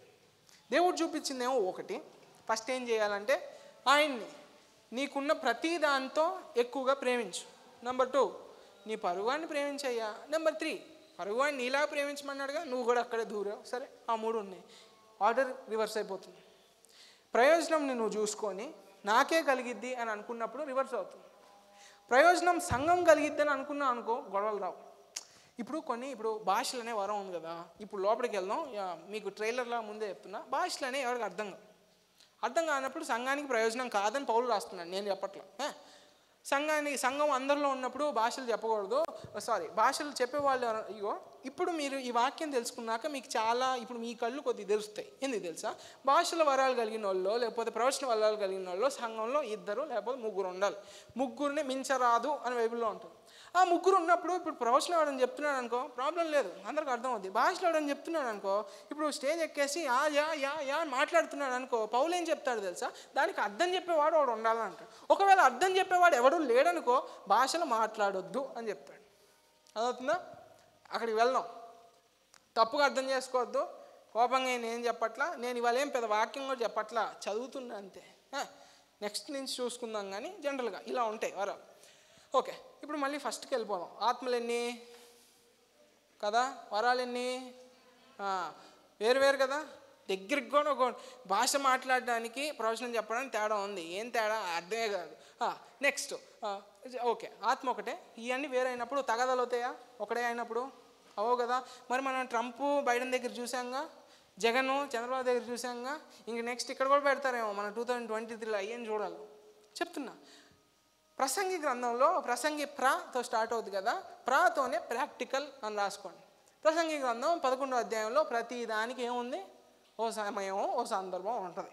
నువ్వు మొక్క వేయడానికి, నువ్వు విత్తడానికి, నువ్వు కొయ్యడానికి ఒకటి ఉంటుంది, నువ్వు ప్రేమించడానికి, నువ్వు తన్నడానికి ఒక సమయం ఉంటుంది, నువ్వు కట్టడానికి, కూల్చడానికి ఒక సమయం ఉంటుంది అని అంటారు. ఒక సమయము, సందర్భము.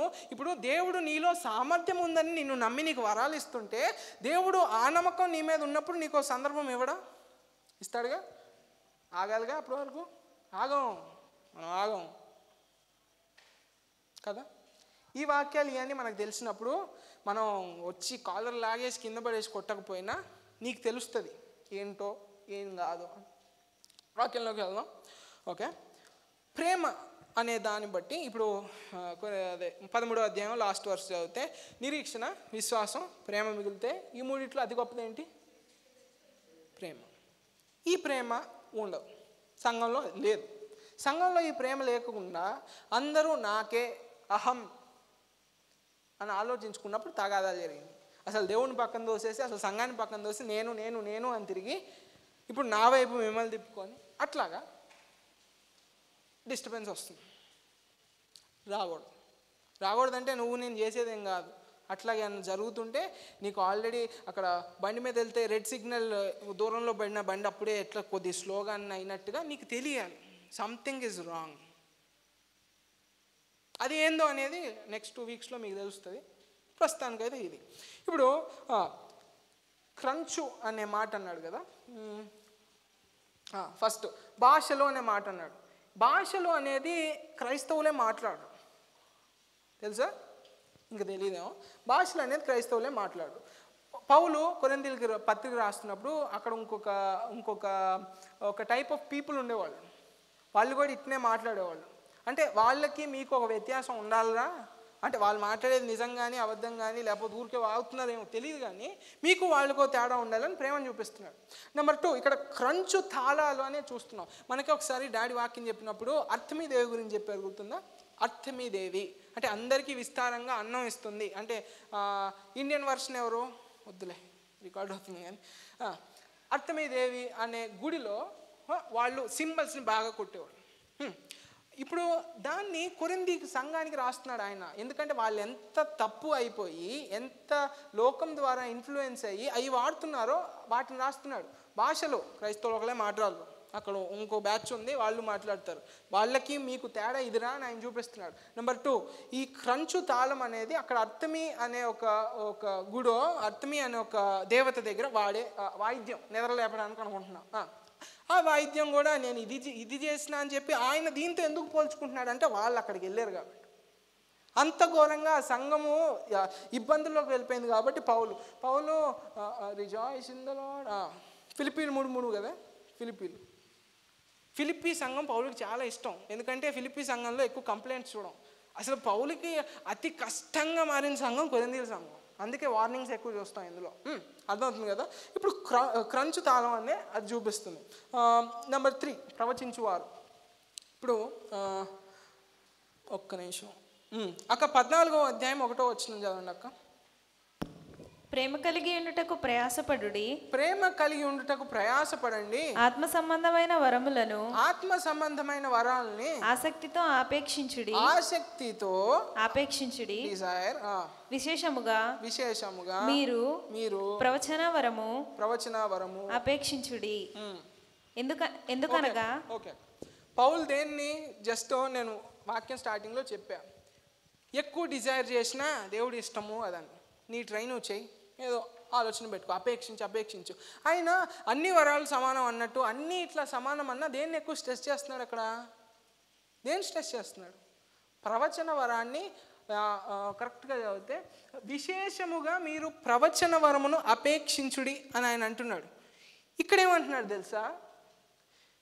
నేను ప్రవచించిన అక్క 13వ అధ్యాయంలో ఏముంటుంది? ప్రవచనం గురించి ఏముంటుంది? ప్రవచించు కృపావరం కలిగి మర్మములన్నీయు జ్ఞానమంతయు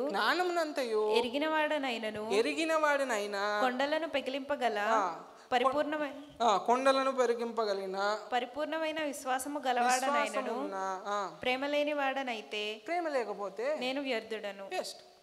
పౌలు ఏమంటున్నాడు నెక్స్ట్ అధ్యాయంలోనే పెద్ద మాట మార్చేసినట్టు, అన్ని వరాలు కోరుకోండి, ఏది ఎక్కువ కోరుకున్నా బాగా ప్రవచన వరం ఉండాలని విశేషంగా ఆపేక్షించుడి అని అంటున్నాడు. అంత వాల్యూ ప్రవచనానికి ఇచ్చిన పౌలు నీకు ప్రేమ లేకపోతే అది వ్యర్థము, నీకు ప్రేమ లేకపోతే అది వ్యర్థం అంటున్నాడు. అంటే ప్రేమ అనే ఫీలింగ్, ఆ లవ్, ఆ ఎమోషను దేవుని పట్ల కానీ సంఘం పట్ల కానీ నీ తోటివారిగా ఉన్న సమాజము పట్ల ఎంత మెండుగా ఉండాలి అని పౌలు ఎంత స్ట్రెస్ చేస్తున్నాడంటే, ఆయనకి అతిగా బాగా ప్రేమించిన ప్రవచన వరాన్ని కూడా ఇది వ్యర్థము అనే స్థాయికి ఆయన చెప్తున్నాడు. ఏముండాలంటే ఇప్పుడు ఈ వరాలన్నీ బాగా పనిచేయాలంటే ఏముండాలి? ఒకరికంటే ఒకరు ప్రేమ ఉండాలి, సహోదర ప్రేమ ఉండాలి. నిశ్చయంగా చెప్తున్నా, మీలో ఒకరి కొరకు ఒకరు తన ప్రాణం పెట్టు వానికంటే ఎక్కువ అయినా అట్లాంటి ప్రేమ ఉండాలి. ఇప్పుడు ఓకే లోపలికి వెళ్దాం. ఇది చూసాం కదా. ఇప్పుడు ఆత్మీయ వరాలు ఇన్ని ఉన్నాయి కదా, దీనికి కొన్ని రూల్స్ అండ్ రెగ్యులేషన్స్ ఉన్నాయి.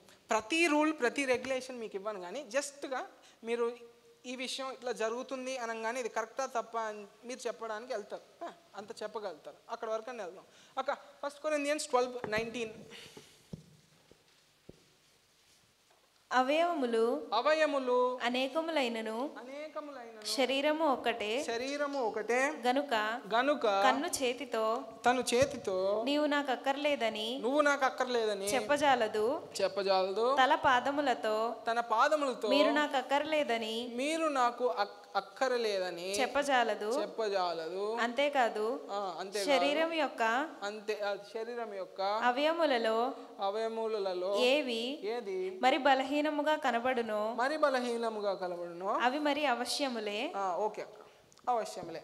అక్కడ చేతులు పాదాలు అన్నాడు, నాకు డ్రా చేయడం వల్ల కళ్ళు పెట్టాను. అక్కడ సంఘం అనేది శరీరంలో అంట. శరీరంలో ప్రతి అవయము ఏంది ముఖ్యం. ఇప్పుడు చెప్పినాక చెయ్యి వెళ్ళి కాళ్ళతో నువ్వు నాకు వద్దు అని చెప్తే నడవలేవు.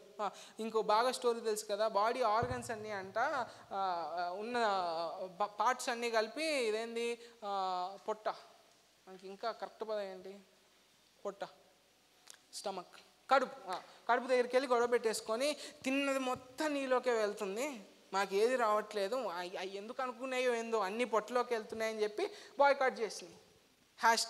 #Boycott stomach. సరేరా ఎంత చేస్తారు చేసుకోని అనగానే ఒకరోజు బాగా ఎగిరిని, రెండో రోజు కొద్దిగా ఏదో నడిచి, మూడో రోజులు అవన్నీ షట్ డౌన్ అయిపోయినాయి అంట. కళ్ళు ఇట్లా తిరుగుదాం అంటే రావట్లా, చెయ్యి ఇట్లా కదులుదాం అంటే దానికి రావట్లా, పొట్ట మాత్రం బాగానే ఉందంట. చెప్తున్నా, ప్రతి ఆర్గన్కి ప్రతి ఒక్క బాడీ పార్ట్కి దాని ఇంపార్టెన్స్ ఉంది. చెయ్యి వెళ్ళి కళ్ళు నువ్వు నాకు వద్దు, లేకపోతే కళ్ళు అసలు నేనే కదా, యేసుక్రీస్తు ప్రభు కూడా అంటాడు మీ ఏమంటారు శరీరం అంతటికి కళ్ళే దీపం అని ఏదో అంటాడు.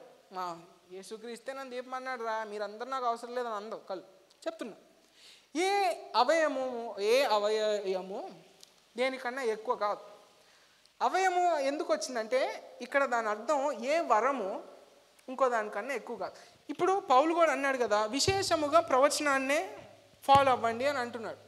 విశేషముగా కొన్నాటికే ఆయన ప్రాధాన్యత ఎందుకు ఇస్తున్నాడో తెలుసా? సమయానుకూలంగా మనం విశేషముగా ఒక సమయానికి తగినట్లు ఏది వాడాలో ఏది వాడకూడదో తెలియకుండా మీరు తిరుగుతారేమో అని చెప్పి ప్రతిదానికి కామన్గా ఉండేది ప్రవచన వరం కాబట్టి బాగా కోరుకోండి, బాగా అపేక్షించండి. పౌలు వస్తుంది అని చెప్పట్లా, కోరిక కలిగి ఉండండి, దేవుడు ఆయన చూస్తాడు. ఆశ కలిగిన ప్రాణాన్ని ఆయన ఏం చేస్తాడు? తృప్తిపరుస్తాడని చెప్పి ఏమన్నా ఆలోచన ఉంటుందేమో. ఇక్కడ చెప్తున్నా, ఏ అవయవము ఇంకొక దానికన్నా గొప్ప కాదు. ఇక్కడ అవయవం అంటే అర్థమైంది, ఏ వరము చెప్పాలి. Rule number 1, there is no discrimination.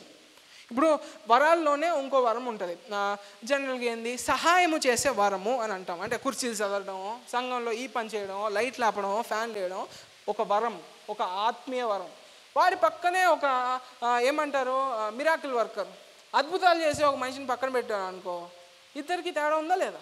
వరం తేడా కదా అని చెప్పి అద్భుతాలు నేను బాగా చేస్తా, అందరు నన్ను చూస్తున్నా, నువ్వు పోరా అని అనకూడదు. ఆత్మ ఎవరు? ఆత్మ ఎంతమంది కదా? వరాలు ఎన్ని? అన్నిట్లో ఒకటి గొప్ప ఒకటి తక్కువ కాదు, కానీ సమయానికి తగినట్టు వాడడం ప్రధానం. ఫర్ ఎగ్జాంపుల్ చెప్తా. ఇప్పుడు మన చర్చ్ నుంచి హాస్పిటల్ మినిస్ట్రీకి వెళ్ళాం. హాస్పిటల్ మినిస్ట్రీలో ఐసీయూ బెడ్ మీద ఒకడు ఉన్నాడు. జనరల్గా ఐసీయూలోకి వెళ్ళనీరు. మన చర్చ్ ఐసీయూనే, ఏదో ప్రార్థన చేస్తున్నారు కదా, వెళ్ళండి రా అని చెప్పి సరే ఒకరు ఇద్దరు సరే ఒక 5 మందిని పంపించాను అనుకో. జనరల్గా ఐసీయూలో మనుషులను పంపరు, మన వాళ్ళే వడ్డించేవాడు మనోడే అయితే ఎక్కడికన్నా రాణిస్తారు అనుకో వెళ్ళనిచ్చారు. పేషెంట్ పడుకొని ఉన్నాడు, వాడు ఇంకా గంటలో పోతాడు.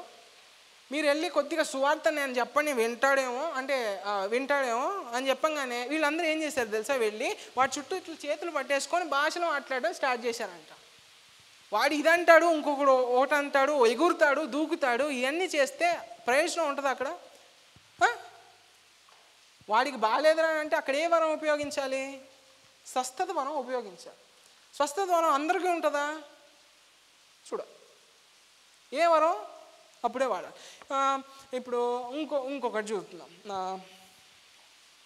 ఇప్పుడు వరాలు కూడా ప్రతి ఒక్క ప్లేస్లో ప్రతి దాంట్లో వాడాల్సిన అవసరం కాదు. దేవుడు నీకు ఒక సామర్థ్యం ఉంది అని చెప్పి నేను నమ్మి నీకు తలాంతులు ఇస్తున్నప్పుడు అదే దేవుడు నీకు ఒక ఏమంటారు ఒక సందర్భాన్ని ఆయన ఇవ్వగలడు. అవునా కదా? ఇప్పుడు చర్చ్ నుంచి మనం రిసార్ట్స్కి వెళ్ళాం, గుర్తుందా? రిసార్ట్స్కి వెళ్ళాం. ఫిన్నీకి బాగా మ్యూజిక్ వాయించే వరం ఉంది, దేవుడు ఇచ్చాడు. ఇప్పుడు రిసార్ట్కి వెళ్ళి వండర్లాకి వెళ్ళాం. వండర్లాలో టికెట్కి అన్నీ కడతాం, కానీ ఫుడ్ అయితే మళ్ళీ కట్టాలి కదా. సరే ఫుడ్ తిన్నామని కూర్చున్నాం. ఫిన్నీకి బాగా వరం, మ్యూజిక్ వరం వచ్చేసిందని చెప్పి దేవుడు ఆత్మ సంసోన్లాగా బాగా దిగి వాడు ఆ టేబుల్ మీద కూర్చొని ఒక తబలా, ఒక డోలకు, ఒక హార్మోనియం కొట్టుకొని ప్రియ యేసు రాజు నువ్వు చూచినా చాలు అని పాట పాడతాడా? పాడాలా? అసలు పాడొచ్చా? ఆత్మ ఫలం ఏమనగా ఏంది చెప్పాలి? ప్రేమ, సంతోషం, సమాధానం, దీర్ఘశాంతం, దయాళుత్వం, లాస్ట్ ఆశ నిగ్రహం అంటే ఏంటో తెలుసా? ఆశను నిగ్రహించడం అంటే ఏంటో తెలుసా? Self control. ఆత్మఫలం ఏంటి? ఆత్మఫలంలో ఒకటి ఏంటి? ఇప్పుడు ఉన్నట్టుండి కూర్చున్నాడు, ఒకసారి పూనకం వచ్చినట్టు ఎగిరేసి ఊగేసి తిరిగేసి, అది ఆత్మఫలమా? ఆత్మ చేస్తుందా అది? ఇప్పుడు ఆత్మ నిన్ను ప్రేరేపించినా నీకు ఒక సెల్ఫ్ కంట్రోల్ ఆత్మఫలంగా ఉంది. పూనకం వచ్చేసినట్టు ఒకసారి ఎగిరి దొర్లడం అది ఆత్మ కాదా? అవునా కాదా? మీరే చెప్పాలి. విన్నారుగా వాక్యం. నిన్ను ఆత్మ ఇప్పుడు సంసోన్లో ఒక ఆత్మ ఎంత బాగా వచ్చినా అది ఒక్కసారి నువ్వు కంట్రోల్లో లేకుండా చేయదు. ఎందుకంటే ఆత్మఫలం ఏంది? ఆశ నిగ్రహం. నీకు సెల్ఫ్ కంట్రోల్ నీ మీద ఉంటుంది. నీకు ఒకవేళ సెల్ఫ్ కంట్రోల్ లేకుండా అటుగి ఇటుపడి ఇది చేసి అది చేస్తున్నావు అంటే ఏమాత్మ ఉన్నట్టు కదా? ఆలోచించుకో. ఆత్మఫలంలో ఆశా నిగ్రహం ఉంది. అది లాస్ట్ వేసారు, లాస్ట్ బట్ నాట్ లీస్ట్ అన్నట్టుగా. చాలామందికి అది ఉండదు తెలుసా? ఒకసారి ఏదో ఏమంటారు, పురుగు కుట్టే లేకపోతే చీమ కుడితే ఎగిరినట్టు ఎగురుతారు. వాళ్ళ కంట్రోల్లో వాళ్ళు ఉండరు. వాళ్ళని ఇప్పుడు ఆత్మ నింపిందంటావా? అసలు అనొచ్చా? ఎందుకంటాం అంటే మనలోనే సగం మంది తెలియదు. జనరల్గా ఇప్పుడు అక్క ఒక వచనం 14వ అధ్యాయము 40వ వచనం ఒకసారి చూడండి అక్క. 14:40 లాస్ట్ వర్స్. కాబట్టి నా సహోదరులారా ప్రవచించుట ఆసక్తితో ప్రవచించండి, అపేక్షించుడి. భాషలతో మాట్లాడుట ఆటంకపరచొద్దు కానీ సమస్తమును మర్యాదగా క్రమముగా జరగనీయుడి. చూడాలి అమ్మాయిలు చూడాలి. ఎలా అపేక్షించండి, ప్రవచించండి, భాషలు మాట్లాడితే ఏం చేయొద్దు, ఆటంకపరచొద్దు. కానీ నెక్స్ట్ ఏముంది, అన్నీ క్రమంగా చేయండి అని ఉంది. ఇప్పుడు ఫర్ ఎగ్జాంపుల్ ఒకటి ఆలోచిద్దాం. ఇప్పుడు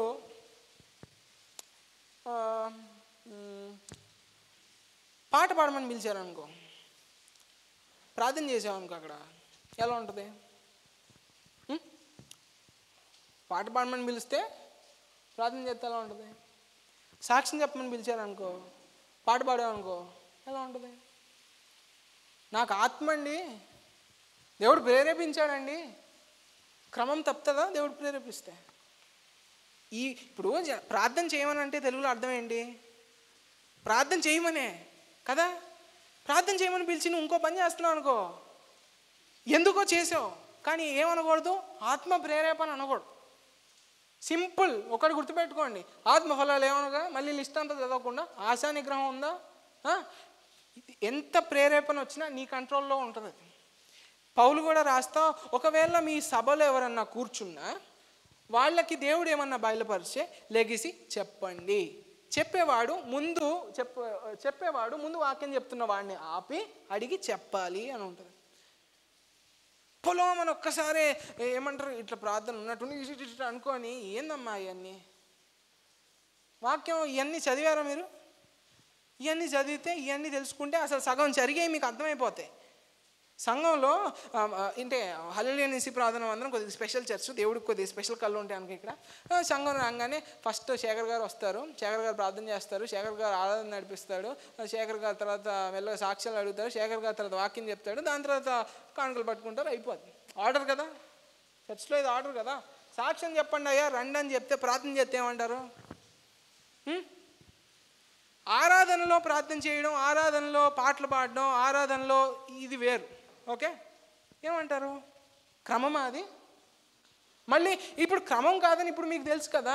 మళ్ళీ ఇట్లా జరుగుతుంటే మీలో మళ్ళీ ఇంకొంతమంది క్లాపులు కొట్టి, మీలో ఇంకొంతమంది ఎగిరి, మీలో కొంతమంది ఈలలు వేసే బ్యాచ్ కూడా ఉంటుంది. వేయకూడదు, ఇవన్నీ చేయకూడదు అట్లా క్రమం ఉంటుంది.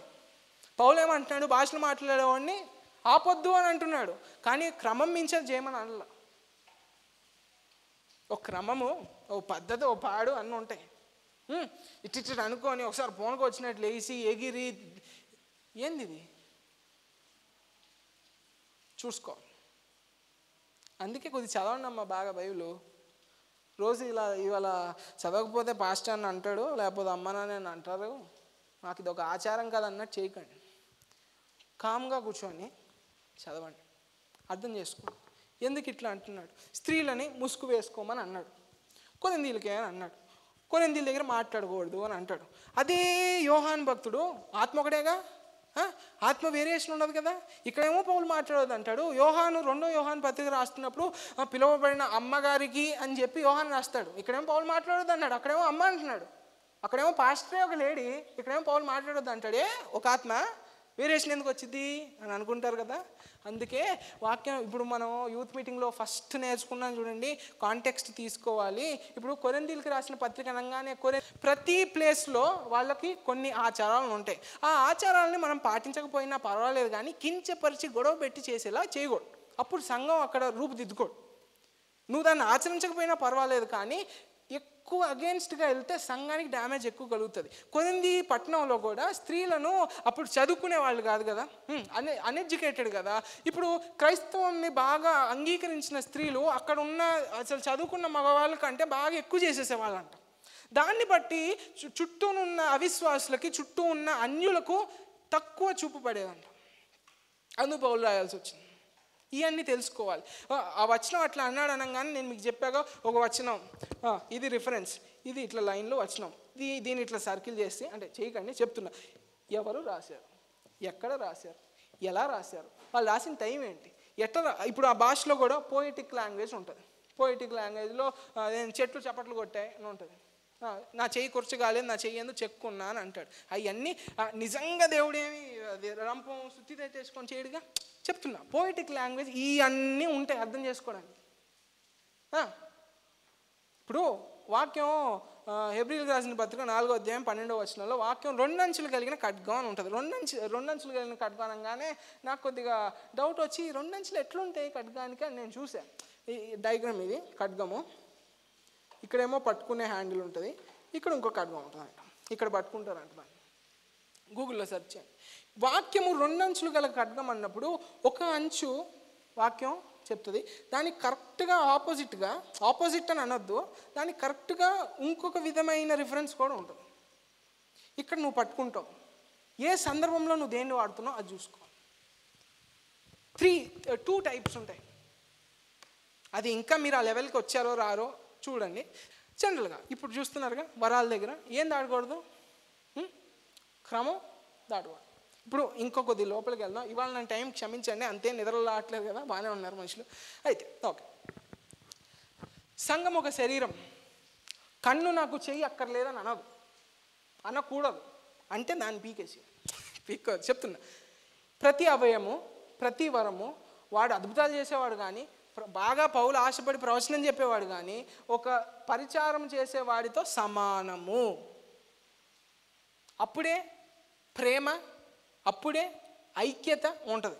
సహోదరుల ఐక్యత కలిగి ఉంటే ఎంత మేలు ఎంత మనోహరము అని చెప్పి, ఐక్యత లేకపోతే కీడు అపకీర్తి కొరింథీ సంఘంలా తయారవుతాయి. అలా ఉండదు. వరాలు అందరికీ ఉంటాయి, ఉండవని అంట్లా. దేవుని కోసం వాడడము, ఎలా వాడాలి ఎందుకు వాడాలి అనడానికి ఇది. ఓకే, ఇప్పుడు నెంబర్ 3 ఓకే ఓకే ఇప్పుడు WWEలో 2-on-2 tag team match. Okay, normal wrestling match జరిగింది కదా, అలాగా ఇప్పుడు పౌలు ఒక కాంటెస్ట్ పెడుతున్నాడు. 2 హీరోలు ఎవరు తెలుసా? 2 హీరోలు. నెంబర్ 1 ప్రాఫెసీ వర్సెస్కి ఇది కదా, వర్సెస్ టంగ్స్. చదివారా ఎప్పుడన్నా పోర్షన్ బైబిల్లో? చదవలేదు. మొహాలు ఇప్పుడు వెలిగిపోవాలి ఉంటే. 14వ అధ్యాయము 2 నుండి 4 వచనాలు చదవండి అక్క. ఒక్క నిమిషం. 1 కొరింథీ 14 2-4 చదవండి అక్క. ఎందుకనగా భాషతో మాట్లాడువాడు. ఒక్క నిమిషం. టీ అంటే టంగ్స్, పి అంటే ప్రాఫెసీ. ఇద్దరికి మధ్యలో కాంటెస్ట్ జరుగుతుంది. చెప్పక్క. ఎందుకనగా భాషతో మాట్లాడువాడు. బాబు నేను చెప్తున్నానా బైబిల్ చదువుతుందా కదా, నేనేం చెప్పట్లేదు, గుర్తెట్టుకోండి. భాషల్లో మాట్లాడువాడు మనుషులతో కాదు దేవునితో మాట్లాడుతున్నాడు. మనుషుడెవడును గ్రహింపడు గాని వాడు ఆత్మ వలన మర్మములను పలుకుచున్నాడు. క్షేమాభివృద్ధియు హెచ్చరికయు ఆదరణయు కలుగునట్లు ప్రవచించువాడు మనుషులతో మాట్లాడుచున్నాడు. ఓకే, ఇక్కడ కాకండి. విన్నారు కదరా, భాషలు మాట్లాడేవాడు ఎవరితో మాట్లాడుతున్నాడంట? దేవునితో. ప్రవచనం చెప్పేవాళ్ళు ఎవరితో మాట్లాడుతున్నారంట? మనుషులతో. ఈ మధ్య ఏంది క్విజ్ కింద కొట్టినా గుర్తుండట్లే. మనుషులతో. Okay, continue. దేవుడితో మాట్లాడుతున్నాడు భాషలు మాట్లాడేవాడు, ప్రవచనం చెప్పేవాడు మనుషులతో మాట్లాడుతున్నాడు. ఓకే, మీరందరూ భాషలతో మాట్లాడాలని కోరుచున్నాడు కానీ మీరు ప్రవచింపలేని మరి విశేషముగా కోరుచున్నాను. పౌలు ఇప్పుడు దేని మీద ఎక్కువ స్ట్రెస్ చేస్తున్నాడు? జనరల్ గా అందరికీ అన్ని తలాంతులు ఉండవని అనుకున్నాం కదా, కానీ పౌలు గారు ఇక్కడ ఏమంటున్నాడు? మీ అందరికీ ఉండాలని కోరుకుంటున్నాను అయ్యా అని అంటున్నాడు. మీ అందరికి ఉందని ఉంటుందని అంట్లా, ఆయన కోరుకుంటున్నాడు అలా. ఓకే, అందరికీ భాషలు మాట్లాడే వరం ఉండాలంట. అట్ ద సేమ్ టైం దానికంటే ఎక్కువగా ఏమి ఉండాలంటున్నాడు? ఎందుకంటున్నాడు తెలుసా? ఓకే, అది కంటిన్యూ చేయొచ్చు అక్క, చేసాక. సంఘము క్షేమాభివృద్ధి పొందు నిమిత్తము భాషల్లో మాట్లాడేవాడు అర్థము చెప్పితేనే గాని. ఓకే, తోక ఇక్కడ ఉంది తెలుసా? చెప్పక్క, చదవక. వానికంటే మళ్ళీ చదవక. భాషలతో మాట్లాడేవాడు, భాషల్లో మాట్లాడేవాడు అర్థము చెప్తే గాని వానికంటే ప్రవచించేవాడే శ్రేష్ఠుడు. ఇది డిస్క్రిమినేషనే కదా ఇది? కాదు, చెప్తున్నా. సంఘంలో ఇప్పుడు భాష మాట్లాడుతున్నాడు అనుకో, ఎవరికి అర్థం కాదు కదా. సో ఇప్పుడు భాష మాట్లాడేవాడు ఒక్కడొస్తే సరిపోదంట. భాషకి ఎవరు ఉండాలి? అర్థం చెప్పేవాడు ఉండాలి. సో ఇప్పుడు ఇతను 1 పాయింట్, ఇతనికి ఇంకా 0నే ఉన్నాయి. అంటే సారీ, కంపేర్ చేయకూడదు, ఊరికి చెప్తున్నా. జనరల్గా ప్రవచనం అనేది ఇప్పుడు భాషల కన్నా పైన ఉంది. ఓకే అక్క, కంటిన్యూ చేయక్క. సహోదరులారా ఆలోచించుడి, భాషలతో మాట్లాడుచు నేను మీ యొద్దకు వచ్చి సత్యమును బయలుపరచవలనైనను జ్ఞానోపదేశము చేయవలనైనను ప్రవచనమేవనియు బోధింపవలనని అయినను మీతో మాట్లాడకపోయిన ఎడల నా వలన మీకు ప్రయోజనమేమి? ఇప్పుడు వింటున్నారా? భాషలతో చెప్పేవాడు వాడు ఉన్నాడు, ప్రవచన ఆత్మ కలిగి వచ్చిన వాడు ఉన్నాడు. వీళ్ళిద్దరూ దేవుని యొక్క జ్ఞానం గురించి బోధన చేస్తున్నారు, ఇద్దరు చేస్తున్నారు. కానీ భాష చెప్పేవాడికి ఇంటర్ప్రెటర్ లేడనుకో, భాష చెప్తున్న వాడికి అర్థం చెప్పేవాడు లేడనుకో, 0. ఇప్పుడు అతను 0 అని కాదు, అతనుకున్న గిఫ్ట్ 0 అని కాదు, సంఘం అంతటితో పోలిస్తే ఎవరికి అర్థం కాదు కదా, 0. ఇప్పుడు ప్రవచనం చెప్తున్న వాడు తెలిసిన భాషలో చెప్తాడుగా, అప్పుడు అర్థమవుద్ది అని అంటున్నాడు పౌలు. భాష ఆత్మ ద్వారా వచ్చిన వరమే, అట్ ద సేమ్ టైం ప్రవచనం ఆత్మ ద్వారా వచ్చిందే. మళ్ళీ ఈ వ్యత్యాసం ఎక్కడి నుంచి తెలుసా? మనము భాషల ద్వారా ఆత్మీయ వరాల ద్వారా దేవుని దగ్గర నుంచి ప్రయోజనము పొందుతాము అని ఉంది. ప్రయోజనానికి మళ్ళీ 2 ఉంటాయి. ఒకరేమో స్వతహాగా ఇండివిజువల్గా పొందేది, సెకండ్ ఏంది సంఘం అంతటికి. ఇక్కడ పదాలు సంఘాభివృద్ధి అని చెప్పి ప్రవచనము సంఘాన్ని అభివృద్ధి చేస్తుంది, భాష అనేది ఆ మనిషిని అభివృద్ధి చేస్తుంది. అదేందా? ప్రయోజనము ప్రాఫిట్ గురించి ఇంతకుముందే చూసాం, అందులో 2 రకాలు, ఒకటి ఇండివిజువల్, ఒకటి సంఘాన్ని. ప్రవచనం అనేది సంఘానికి సంఘాభివృద్ధి అనే పదం ఉంది అక్కడ. భాష చేయదు, ఎందుకంటే ఇంటర్ప్రెటర్ లేకపోతే భాష చేయలేదు. ఒక కంటిన్యూ అక్క. పిల్లనగ్రోవి గాని వీణ గాని నిర్జీవ వస్తువులు నాదమిచ్చినప్పుడు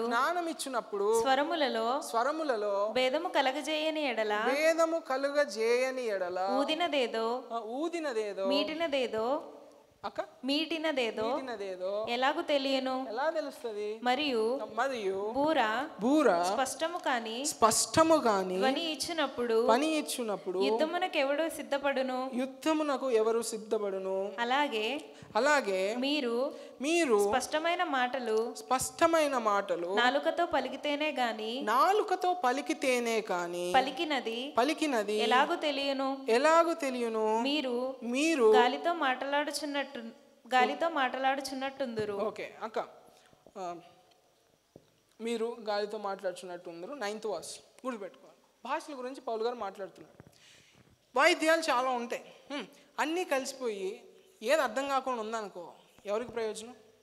ఇప్పుడు ఫర్ ఎగ్జాంపుల్ యుద్ధం జరుగుతుంది అనుకో, పిప్పిరిపి అని ఊదుతారు, ఇట్లా ఇంకో రాజు వస్తున్నాడు జాగ్రత్త పడండి మీరు రెడీ అవ్వండి అని చెప్పి ఊదుతారు. ఒకవేళ అది అర్థం కావట్లేదు అనుకో, 10 వాయిద్యాలు ఉన్నాయి, 10 కలిసి ఒకసారి మోగుతున్నాయి అనుకో, అది నిజంగా వాడు వస్తున్నాడా వాడు రావట్లేదా అసలు దానికోసం ఉన్నదా అని చెప్పే డౌట్స్ ఉండొచ్చు. సో ఇప్పుడు ఏమంటున్నాడు? 9th verse మళ్ళీ చదవక్క అబ్బాయిలు వినాలి, లాస్ట్. అలాగే మీరు స్పష్టమైన మాటలు. ఏం మాటలంట? స్పష్టమైన మాటలు చెప్పాలి. స్పష్టమైన, ఇప్పుడు భాషలు మాట్లాడే వ్యక్తి స్పష్టంగా మాట్లాడతాడా? అర్థమవుద్దా భాష? నో. ప్రవచనం అర్థమవుద్దా? ఎస్. ఓకే చదువు. నాలుగుతో పలికితేనే గాని ఏం చేయాలి? నాలుగుతో పలికితేనే గాని పలికినది ఎలాగూ తెలియను. పలికినది ఎలా తెలుస్తుంది? ఓకే అక్క, కంటిన్యూ చేయాలి. మీరు గాలితో మాట్లాడుచున్నట్టు ఏందంట? ఏం చేస్తారంట వాళ్ళు? ఆత్మీయ వరమే. దేవుడే నీ సామర్థ్యం చొప్పున నీకు భాష అనే వరం ఇస్తాడు. అట్ ద సేమ్ టైం నువ్వు సంఘములో నీకు ఒక ఇంటర్ప్రెటర్ లేకుండా, నీకు ఒక అర్థం చెప్పేవాడు లేకుండా నువ్వు ఆగుతూ ఉంటే గాలిలో మాట్లాడుతున్నట్టు ఉంటుంది అని పౌలు చెప్తాడు. ఎలా ఉంటుందంటే ఇంకొక వచనం చదువుతాం. సంఘమంతా ఏకముగా కూడి అందరూ భాషలతో మాట్లాడుతూ ఉండగా ఉపదేశం పొందిన వారైనను అవిశ్వాసులు అన్యులైనను లోపలికి వచ్చిన ఎడల సంఘం లోపలికి వస్తే మీరు వెర్రి మాటలాడుచున్నారని. ఏం మాటలంటే వెర్రి మాటలాడుచున్నారు. పౌలు ఈ భాషలు కాదు, మీతో సాధారణ మాట్లాడుతుంది, అది వరం కాదు అంట్లా.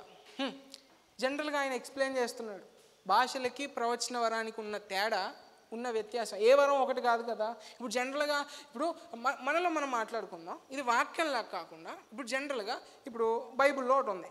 ఒకటి ప్రవక్తన వచ్చాడు అనుకో, వాడు ప్రవచనం చెప్పి నెరవేరలేదు అనుకో, రాళ్ళు లేసి చంపేయండి రాను. ఇప్పుడు ఒకడు మిరాకిల్ వర్కర్ బాగా అద్భుతాలు చేస్తాడు, నేల మీద నడవాయి అని అన్నాం, నడుస్తాడా మునిగిపోయాడు కాదు అని. అంటే ఇప్పుడు జనరల్గా నువ్వు నడవమన్నప్పుడు నడవడం కాదు, నిజంగా నాకు దేవుడు చెప్పాడని చేసి చేయలేని వాళ్ళు ఉంటారు చూడు, వాళ్ళని తొయ్యాలి కిందకి. నెంబర్ 3, ఇప్పుడు స్వస్థపరిచే వాళ్ళు ఉన్నారనుకో, స్వస్థపరిచే వాళ్ళ దగ్గరికి వెళ్ళి పర్లేదు ఏం కాదు, ఇప్పుడు హెచ్ఐవి బ్లడ్ ఉంటుందా, హెచ్ఐవి బ్లడ్ రక్తం ఉంటుంది కదా, అది కూడా అది ఇట్లా ఇంజక్షన్లో తీసుకొని స్వస్థపరిచేవాడి కదా నువ్వు కొట్టించుకో అని, వాడికి ఏం కాలేదు, వాడికి ఏమైనా అయిందనుకో, వాడు నిజంగా అట్లాంటి వాడా? కొద్దిగా అంటే డీప్ ఏమంటారు ఎగ్జాంపుల్. కానీ నార్మల్గా ఇప్పుడు నాకు జ్వరం ఉంది సార్, నువ్వు స్వస్థపరిచేవాడివి చేయలేకపోయాడు అనుకో, నిజమా? ఇట్లా ఒక వరము ఒకడికి ఉంది అని అన్నప్పుడు అది నిజమా కాదా అని టెస్ట్ చేసేవచ్చు, అవునా కదా? సింపుల్. ప్రవచనం చెప్పాడు నెరవేరలేదు కాదు, స్వస్థపరచగలడు స్వస్థపరచలేకపోయాడు కాదు, అద్భుతాలు చేసేవాడు చేయలేదు కాదు. అట్ ద సేమ్ టైం ఇప్పుడు భాష మాట్లాడేవాడు ఉన్నాడు కదా, ఇప్పుడు భాష అర్థమవుద్దా మనకి? అర్థమవుద్దా? ఇప్పుడు అతను నిజంగా భాష మాట్లాడుతున్నాడా మాట్లాడలేదు ఎలా కనుక్కుంటావు? అర్థమవుతుందా? ప్రవచనం చెప్పేవారు ఒకరికి ఉందమ్మా, వాళ్ళు ప్రవచనం చెప్తా తప్పు ప్రవచనం చెప్పాడు. ట్రంప్ బైడెన్ అన్నప్పుడు ట్రంపే దేవుడు చూపించాడు నాకు అని చెప్పాడు, వాడు అబద్ధం చెప్పాడు, నీకు తెలిసిపోయింది. ఇప్పుడు భాషలు మాట్లాడేవాడు దేవునితోనే మాట్లాడుతున్నాడు కానీ మీతో కాదు, కాబట్టి మీకు అర్థం కాదని పౌలు చెప్తున్నాడు కదా. ఇప్పుడు వాడు నిజంగా భాష మాట్లాడుతున్నాడా లేదా ఎలా తెలుస్తుంది? కదా అర్థం చెప్పేవాడు ఉంటే తెలుస్తుంది. ఇప్పుడు అర్థం చెప్పేవాడు కరెక్ట్గా చెప్తున్నా లేదా అదే తెలుస్తుంది. 2-3 ఉంటే తెలుస్తుంది తెలుసా. అది ఒక పుస్తకంలో చదివాను నేను. భాష ఇట్లా ఇప్పుడు ఆ భాషలో ఎట్లా మాట్లాడాలి అది కూడా ఒక సిస్టమ్ ఉంది, వెళ్దాం. భాష ఇట్లా మాట్లాడే వ్యక్తి కూడా ఉన్నాడు. మీలో ఒకరు అర్థం చెప్పేవాళ్ళు ఉన్నారు, మీలో ఇంకొకరు అర్థం చెప్పేవాళ్ళు ఉన్నారు. అయితే ఇద్దరు నేను భాష మాట్లాడేసా, ఇది చేసా అది చేసా, అర్థం చెప్పేవాళ్ళు ఉంటారు కదా. తర్వాత ఒకరిని అడ్డు తీసుకెళ్ళిపోయి ఇంకొకరిని ఇంకో దగ్గర తీసుకెళ్ళి ఏం అర్థం చెప్పాడు చెప్పు అని చెప్తాడు. ఇతనేమో దేవుడు గొప్పాడు, మీ అందరి ప్రార్థనలు విన్నాడు, మీ అందరికి ఏది కావాలంటే అది చేస్తాడంట, వర్షాలు బాగా కురుస్తాయంటే ఈ సంవత్సరం, ఇంకేంటి మీరు బండ్లు కొనుక్కుంటారు ఓడలు కొనుక్కుంటారు అని అంటున్నాడంట. ఇంకోటి దగ్గరికి వెళ్తే దేవుడికి ఈ సంఘం నచ్చట్లేదంట, ఈ సంఘం మీద చాలా కంప్లైంట్స్ ఉన్నాయంట, మీకు రోగాలు ఈగాలు ఇవన్నీ వస్తాయి, దేవుడిని నమ్ముకోండిరా బాబు అని వాడు భాష చెప్పాడు అన్నాడు. ఎవరు నమ్మాలి ఇప్పుడు కదా? వీడోన్ను భాషల దగ్గరకు వచ్చేటప్పుడు ఉన్న ప్రాబ్లం ఇదే. అందుకే భాషలు మాట్లాడే వాళ్ళని ఎక్కువ చూస్తాం కానీ అర్థం చెప్పే వాళ్ళని చాలా తక్కువ చూస్తాం. వాక్యం చెప్తుంది, నేను నా నోరు చెప్పట్లా, ఇక్కడే చెప్తుంది. మీరు భాషలు మాట్లాడుతున్నారా గాల్లో మాట్లాడుతున్నారా అని పౌలే అంటున్నాడు. ఆ మాట యూ కెనాట్ నో. ఎందుకంటే నిజంగా మాట్లాడితే దేవునితో మాట్లాడుతున్నాడు, అబద్ధంగా మాట్లాడుతున్నాడు లేదో నీకు తెలియదు. అందుకే మనలో భాషలు మాట్లాడే వాళ్ళు ఎక్కువ, అర్థాలు చెప్పేవాళ్ళు తక్కువ. ఎందుకు తెలుసా? ఇది ఫుల్ ప్రూఫ్ ప్లాన్. నువ్వు చెప్పలేవు. That is the reason. And number 2 అక్క 19th వర్స్ ఒకసారి చదవండి అక్క. అయినను సంఘములో భాషలతో 10,000 మాటలు పలుకుట కంటే. ఎన్ని వేలు అంట? 10,000 మాటలు పలుకుట కంటే. ఎన్ని భాషలతో? 10,000 మాటలు పలుకుట కంటే ఇతరులకు బోధ కలుగునట్లు నా మనస్సుతో 5 మాటలు పలుకుట మేలు. ఏంది మేలు అంట? 10,000:5 రేషియో. మళ్ళీ చెప్తున్నా, పౌలు భాషలు వరం కాదు, అది చాలామంది తప్పులు చేస్తారని అంట్లా ఆయన, అది కూడా వరమే. అట్ ద సేమ్ టైం సంఘాభివృద్ధి జరుగుతున్నప్పుడు ఏది పనికొస్తుంది? ప్రవచన వరం పనికొస్తుంది. సంఘాభివృద్ధి జరుగుతున్నప్పుడు మిరాకిల్ వర్కర్స్ పనిచేస్తారు. సంఘాభివృద్ధి జరుగుతున్నప్పుడు స్వస్థతలు చేసే వాళ్ళు పనికి బాగా వస్తారు. ద సేమ్ టైం భాషలు పనికి రావని కాదు, భాషలు మాట్లాడే వ్యక్తి అతను అభివృద్ధి చేసుకుంటాడు. అది ఇండివిజువల్గా వాళ్ళకి బెనిఫిట్ ఉంటుంది, సంఘానికి బెనిఫిట్ ఉండదు. అంటిల్ అండ్ అన్లెస్ భాషకు అర్థం చెప్పేవాడు ఉంటే కానీ యూజ్ ఉండదు. ఓకే, అక్క 19th వర్స్ చదివావు కదా అక్క. ఓకే, ఇప్పుడు 27 కూడా చదివాము. ఒక్క నిమిషం.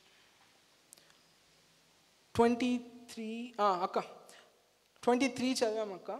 ఓకే, ఇప్పుడు భాషలు మాట్లాడుతున్నప్పుడు కూడా పౌలు గారు ఒక రూల్ పెడతాడు. రిఫరెన్స్ దగ్గరికి మనం వెళ్దాం.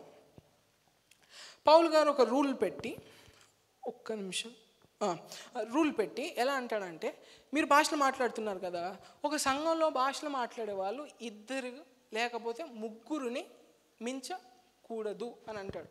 ఆ రిఫరెన్స్ 27 ఒకసారి కదా. భాషతో ఎవడైనను మాట్లాడితే ఇద్దరు అవసరమైన ఎడల ముగ్గురికి మించకుండా. ఏమన్నాడు అక్కడ? ముగ్గురు తర్వాత ఏం పదం అన్నాడు? మించకుండా వంతుల చొప్పున. వినండి, ఇంతకు ముందే చదివాం.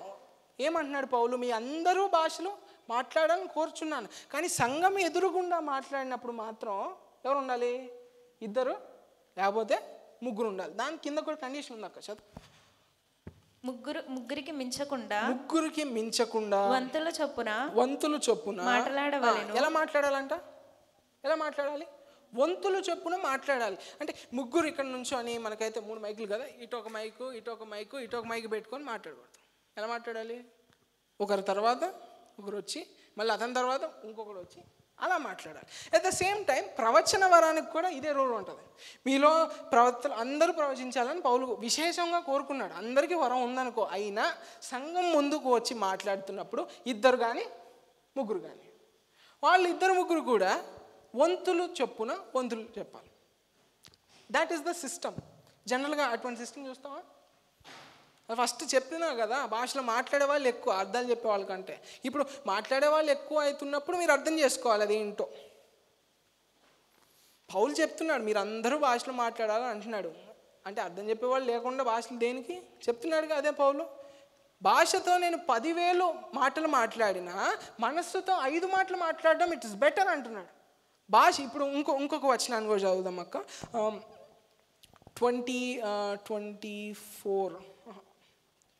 23 ఒకసారి చూడక్క. సంగమంతి చెప్పువాడు లేని ఎడల. ఇప్పుడు చూడాలి. ఇప్పుడు వరకు ఏం విన్నాం? భాషలో సంఘమంతా మాట్లాడినా ఎంతమంది మాట్లాడాలి? పైనకి వచ్చి 2 కానీ 3 కానీ మాట్లాడాలి. ఇప్పుడు 3 కూడా ఎలా మాట్లాడాలి? లైన్ 3 మైకులు ఇట్లా వేసుకొని మాట్లాడాలా? అసలే అర్థం కాదంటే ఇంక 3 ఏం పెడతాం? ఒకరి తర్వాత ఒకరు అట్లా 3 మాట్లాడాలి. అక్క ఇప్పుడు ఇంకో కండిషన్ ఉంది అక్కడ. అర్థము చెప్పేవాడు లేని ఎడల. ఇప్పుడు ఈ 3 కూడా అర్థం చెప్పేవాడు ఉంటే మాట్లాడాలి. ఒకవేళ అర్థం చెప్పేవాడు లేకపోతే అతడు సంఘములో మౌనముగా ఉండవలెను. ఏం చేయాలంటే అతను సంఘములో మౌనముగా ఉండవలెను. ఇప్పుడు ఇక్కడికి వచ్చేసి అరిసేసి వెళ్ళిపోయే వాళ్ళని ఏమంటాం? వాక్యం అయితే నేను చెప్తున్నానా మాటలో కాదు కదా. దానికి అర్థం చెప్పే వ్యక్తి లేకపోతే మౌనముగా ఉండవాలి. ప్రవచనానికి అది లేదు, అర్థమయ్యే భాషలో చెప్తారు కదా, ఒకరి తర్వాత ఒకరు చెప్పినా అర్థమైపోద్ది. భాష దగ్గరకు వచ్చేటప్పటికి ఎందుకు జాగ్రత్తగా ఉండాలని అంటే ఇన్ని రీజన్స్ ఉన్నాయి. ఫస్ట్ అతిపెద్ద రీజన్ ఏంటంటే అది కరెక్టా కాదా అని కూడా నువ్వు చెప్పలేవు.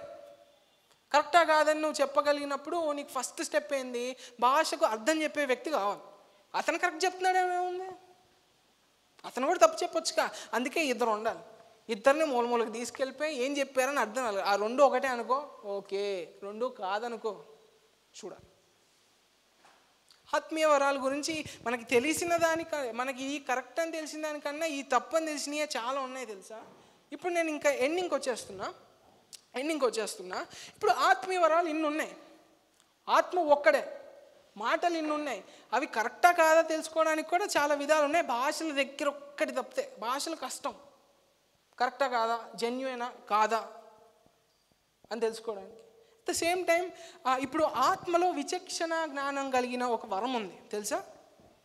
వాళ్ళు అసలు ఆవలిస్తే పేగులు లెక్క పెడుతున్నట్టుగా అది ఏం చేస్తుంటే దేవుని ఆత్మ కాదని చెప్పగలుగుతారు. అదొక వరం స్పెషల్గా చెప్తున్నా. మనలో అందరికీ ఉండొచ్చు ఉండకపోవచ్చు, కాబట్టి ఇట్లాంటి సెకండరీ మెజర్స్ తీసుకోవాలి.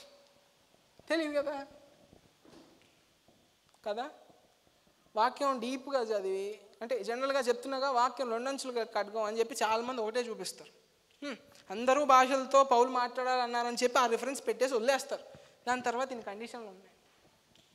ఎంతమంది ఉండాలి భాషలు మాట్లాడే వాళ్ళు పైకి వచ్చి? అసలు అట్లా ఎవరైనా మాట్లాడతారా? అట్లా ఎప్పుడైనా చూసారా మీరు? నేను చూడలే ఇప్పుడు వరకు. ముగ్గురికి అర్థం చెప్పేవాడు ఉండాలి. అర్థం చెప్పేవాడు లేకపోతే ఏం చేయాలంట? మూసుకొని ఉన్నాను అంటున్నాడు అంతే. పౌలు గారు భలే అన్నారు తెలుసా, సంఘం అంతయు భాషల్లో మాట్లాడి ఒక అవిశ్వాసం ఒక అన్యుడో లోపల రాగానే వీళ్ళు వెర్రోళ్ళు అని అనుకుంటారు అంటున్నాడు. ఇప్పుడు ఆ అవిశ్వాసుల్లోనే ఆ భాష తెలిసిన వ్యక్తి ఉన్నాడు అనుకో, అప్పుడు అవుట్కమ్ మారుతుంది. భాషలు మాట్లాడే వాళ్ళని జనరల్గా మనం చూస్తూ ఉంటాం కదా, వాళ్ళు జనరల్గా వేరే భాష ఏమైనా మాట్లాడుతున్నట్టు మనకు తెలుస్తుందా? భాష వేరేగా మాట్లాడతారు. కానీ ఇప్పుడు నేను ఒక తెలుగు వాడిని, ఆత్మలో లీనమై నేను ఆరాధన చేస్తున్నప్పుడు తమిళ్ మాట్లాడుతుంటే తమిళ వాళ్ళకి తెలుస్తుంది, కన్నడ మాట్లాడుతుంటే కన్నడ వాళ్ళకి తెలుస్తుంది, రష్యా భాష మాట్లాడుతుంటే అలా ఎవరన్నా ఉంటే తెలుస్తుంది. అట్లాగా మీరు ఎప్పుడైనా గమనించారా? ఎందుకు తెలుసా? ఈ ఆత్మీయ వరాలన్నిటిలో ఎక్కువ తేడాలు బాగా జరిగేది భాషల విషయంలో. ఎందుకనంటే తప్పని మనం చెప్పలేం కాబట్టి. తప్పని చెప్పాలంటే ఎవరు ఉండాలి? భాషకు అర్థం చెప్పేవాడు ఉండాలి. అసలు వాళ్ళు చాలా కష్టం, చాలా అరుదు చెప్పేవాళ్ళు. చూసారా ఇంత కథ వెనకాల? అందరూ రిఫరెన్స్ పెట్టేస్తారు. పౌలు అందరూ భాషల్లో మాట్లాడాలని కోరుకున్నాడు అని అంటారు. There are conditions. ఇట్లా చేయాలి, ఇట్లా చేయకూడదు, అందరికీ ఉండదు. అందరూ స్వస్థపరిచేవాళ్ళు కారు, అందరూ పరిచర్య చేసేవాళ్ళు కారు, అందరూ ప్రవచనం చెప్పి పౌలు చెప్తాడు మీరు కోరుకోండి, అపేక్షించండి బాగా అని అంటాడు. అట్ ద సేమ్ టైం అందరికీ ఉంటుందని కాదు. అప్పుడు అన్ని బాడీ పార్ట్స్ ఒకటే అయిపోద్దిగా, శరీరం కాదు కదా. ఇప్పుడు ప్రభువు నీకు ఇదే ఇస్తున్నాడమ్మా. ఇవాళ ఇంకా ఎండింగ్కి వచ్చేద్దాం. ప్రభువు నీకు ఇదే వరం ఇచ్చాడు. నాకు మ్యూజిక్ కొట్టే వరం ఇచ్చాడు, లేకపోతే టీచింగ్ వరం ఇచ్చాడు అనుకో, లేకపోతే అద్భుతాలు చేసే వరం ఇచ్చాడు అనుకో. నాకు దేవుడు 3 వరాలు ఇచ్చాడు. ఈ 3 వరాలని నేను ఆయన వదిలేస్తే నచ్చట్లా. తలాంతుల దగ్గర చూసాంగా, 5 ఇచ్చాడు ఒకడికి, ఏం చేసేవారా అంటే ఇంకొక 5 10 చేశాను అన్నాడు. 2 ఇచ్చాడు ఒకడికి, ఇంకో ఏం చేసేవారంటే ఇంకో 2 చేశాను, 4 అండి అని చెప్పాడు. ఇంకొకడికి 1 ఇచ్చాడు. ఇప్పుడు అక్కడ ఏమైంది తెలుసా, జనరల్గా ఒక తలాంతు ఇచ్చిన దాసుడు ఉన్నాడు కదా, వాడేమన్నా తలాంతును వాడేసి విచ్చలవిడిగా ఖర్చు పెట్టేసి వదిలేశాడా? వదల్లా, జాగ్రత్తగా దాచిపెట్టి మళ్ళీ ఇచ్చాడు. ఆయనకు అది కూడా నచ్చలా. క్రైస్తవ జీవితంలో ఎదగాలి, వరాల విషయంలో ఎదగాలి. ఎదుగుతున్నామని చెప్పితే ఎప్పటికప్పుడు ఇట్లా పోనుగా వచ్చేసినట్టు ఎగిరేసి దిగేసి దొర్లేసి నో, క్రమం ఉండాలి. వినడానికి కష్టం, క్రమం ఎవరికి నచ్చిద్ది? వాక్యం చెప్పింది కాబట్టి నేను చెప్తున్నా కదా. క్రమము. దేవుడు నీకు వరం ఇస్తున్నాడు, ఆ వరాన్ని నువ్వేం చేస్తున్నావు? ఆ వరముతో నువ్వు వాడి, ఆ వరము నువ్వు సమర్థుడు అయ్యేతేనే కదా. ఒక వరం కూడా, ఇప్పుడు ఒక వరం ఇచ్చిన దాసుడు ఉన్నాడు, వాడు మళ్ళీ తేగలిగాడా? తేలేదు. కానీ వాడికి కూడా ఎవరికి ఏమంటారు దాన్ని, ఆ పదం ఏంది, సమృద్ధ, ఎవరి సామర్థ్యం చొప్పున ప్రభువు ఇచ్చాడంట. ఒక తలాంతి ఇచ్చిన దాసుడికి కూడా ఇంకొకటి తెచ్చే సామర్థ్యం ఉంది కాబట్టి ఇచ్చాడు. తెచ్చాడా వాడు? నీకు నాకు కూడా ఇస్తున్నాడు. నీకు నాకు చెయ్యగలము అని ఆయన నమ్మి ఇస్తున్నాడు. నాకు స్వస్థతోనే ఇచ్చాడు, స్వస్థతతోనే నేను ఆగను కదా. నేను ప్రవచన వరం కావాలని నేను కోరుకుంటా, అవుతుంది అవ్వదు, ఆయన అదే ఇస్తాడని గ్యారంటీ లేదనుకో. అయినా చెప్తున్నా, నీకు బొమ్మలు గీసే వరం ఇచ్చాడు, నీకు పాడే వరం ఇచ్చాడు, నీకు అర్థాలు చెప్పే వరం ఇచ్చాడు, భాషలు మాట్లాడే వరం ఇచ్చాడు. దాంతోనే తృప్తి పడకూడదు, ప్రభువుని అడిగి అపేక్షించాలి. ఓకే, మీకు ఇంకొకటి చెప్పనా? ఇన్ని వరాలు ఉన్నాయి కదా, ఇప్పుడు ఈ అన్ని ఇంట్రడక్షనే. నెక్స్ట్ వీక్ నుంచి వరాల్లో 3 రకాలు ఉంటాయి మళ్ళీ. ఒకటి ఏంటి తెలుసా, నోటి ద్వారా వచ్చే వరాలు ఒకటి, ఇంకొకటి బుర్ర ద్వారా లోపలికి వెళ్ళే వరాలు ఒకటి, మూడోది శక్తి వరాలు ఒకటి. శక్తి ద్వారా, నోటి ద్వారా బయటకు వచ్చే వరాలు ఏమేమి ఉంటాయి చెప్పండి? నోటి ద్వారా బయటకు వచ్చాయి ప్రవచనము, భాషలకు అర్థం చెప్పుట, ఇవన్నీ నోరు బాగా వాడే వరం. టీచింగ్, ప్రీచింగ్, ఇవి కూడా నోరు బాగే కదా. ఓకే, నెక్స్ట్ అర్థం చేసుకునే వరాలు. బుర్ర ద్వారా. ఏంటి? భాష కరెక్టా కాదా? ఆత్మల్లో ఆత్మ వివేచన శక్తి అది కరెక్టా కాదా? నెక్స్ట్ ఇంకొక కొన్ని వరాలు ఉంటాయి. దేవుని జ్ఞానపు వరం అని ఒక వరం ఉంది. అలాంటి వరాలు కొన్ని ఉన్నాయి. నెక్స్ట్ శక్తి ద్వారా వచ్చే వరాలు కొన్ని ఉన్నాయి. అవి ఏంటి? అద్భుతాలు చేయడం, స్వస్థపరచడం. ఇవన్నీ యేసు నామములో స్వస్థపడడం నోరే వాటితో కానీ చెప్తున్నా. శక్తి ద్వారా కలిగే వరాలు కొన్ని ఉన్నాయి. కొన్ని మిస్లేనియస్ అంటే కొన్ని ఏ కేటగిరీలో రాని వరాలు కొన్ని ఉన్నాయి. ఒక వరం పెళ్ళి చేసుకోకుండా ఉండడం ఉంది, చూసారా? అదొక వరం. ప్రభు మాట్లాడతాడు దాన్ని, అది కూడా ఒక వరం. కాకపోతే ఈ కేటగిరీస్లోకి రాదు. అట్లాంటి చాలా వరాలు ఉన్నాయి. ఆత్మ ఒకటి, వరాలు అనేకం. ఒకదాన్ని కొట్టుకోవు, ఒకదానికొకటి విభేదం రాదు, ఒకదానికొకటి గొడవలు రావు. ఆత్మ ఒకటే అయితే. ఆత్మ వేరనుకో, ప్రతి ఆత్మను నమ్మొద్దు అని ఉంది. దాని అర్థమైంది ఇంకో ఆత్మ కూడా ఉందని. ఆత్మలు వేరైనప్పుడు గొడవలు వస్తాయి. ఆత్మలు వేరైనప్పుడు భాష మాట్లాడితే వాడు సరిగ్గా ఇంటర్ప్రిట్ చేయలేడు. అదే ఇంకొక ఆత్మ అయితే ఏంది మిరాకిల్స్ ఇవన్నీ అవో. కాకపోతే ఇంకొకటి ఉంది తెలుసా? ఇంకొక వరం ఏంది తెలుసా? సైతాను ద్వారా చేసే వరాలు ఉంటాయి. ఆ వరాలు ఏంటో తెలుసా? ఆ వరాలు కూడా వాక్యం ఏం చెప్పింది అంటే యేసుక్రీస్తు చేసిన అద్భుతాల కన్నా వెలుగుదూతగా వాడు వచ్చి ఇంకా ఎక్కువ చేస్తాడు అని ఉంటుంది. ఆ విద్య సైతాన్ నుంచి వచ్చిన విద్యనా, ఆ విద్య యేసుక్రీస్తు నుంచి వచ్చిన విద్యనా తెలుసుకోవడానికి ఏం ఉండాలి? ఏ వరం ఉండాలి? డిఫరెన్షియేట్ చేసే వరం ఒకటి ఉంది, అది ఉండాలి. అది తెలియాలి. అందులో ఫస్ట్ స్టెప్ ఏంటంటే వాక్యం సరిగ్గా తెలిస్తే సగం తెలిసిపోతాయి నీకు. వాక్యం సరిగ్గా తెలిస్తే ఇప్పుడు 10 మంది వచ్చేసి నేను మాట్లాడేస్తున్నాడు అనుకో, వరాలు తెలిసిపోదు. కరెక్ట్ కాదు.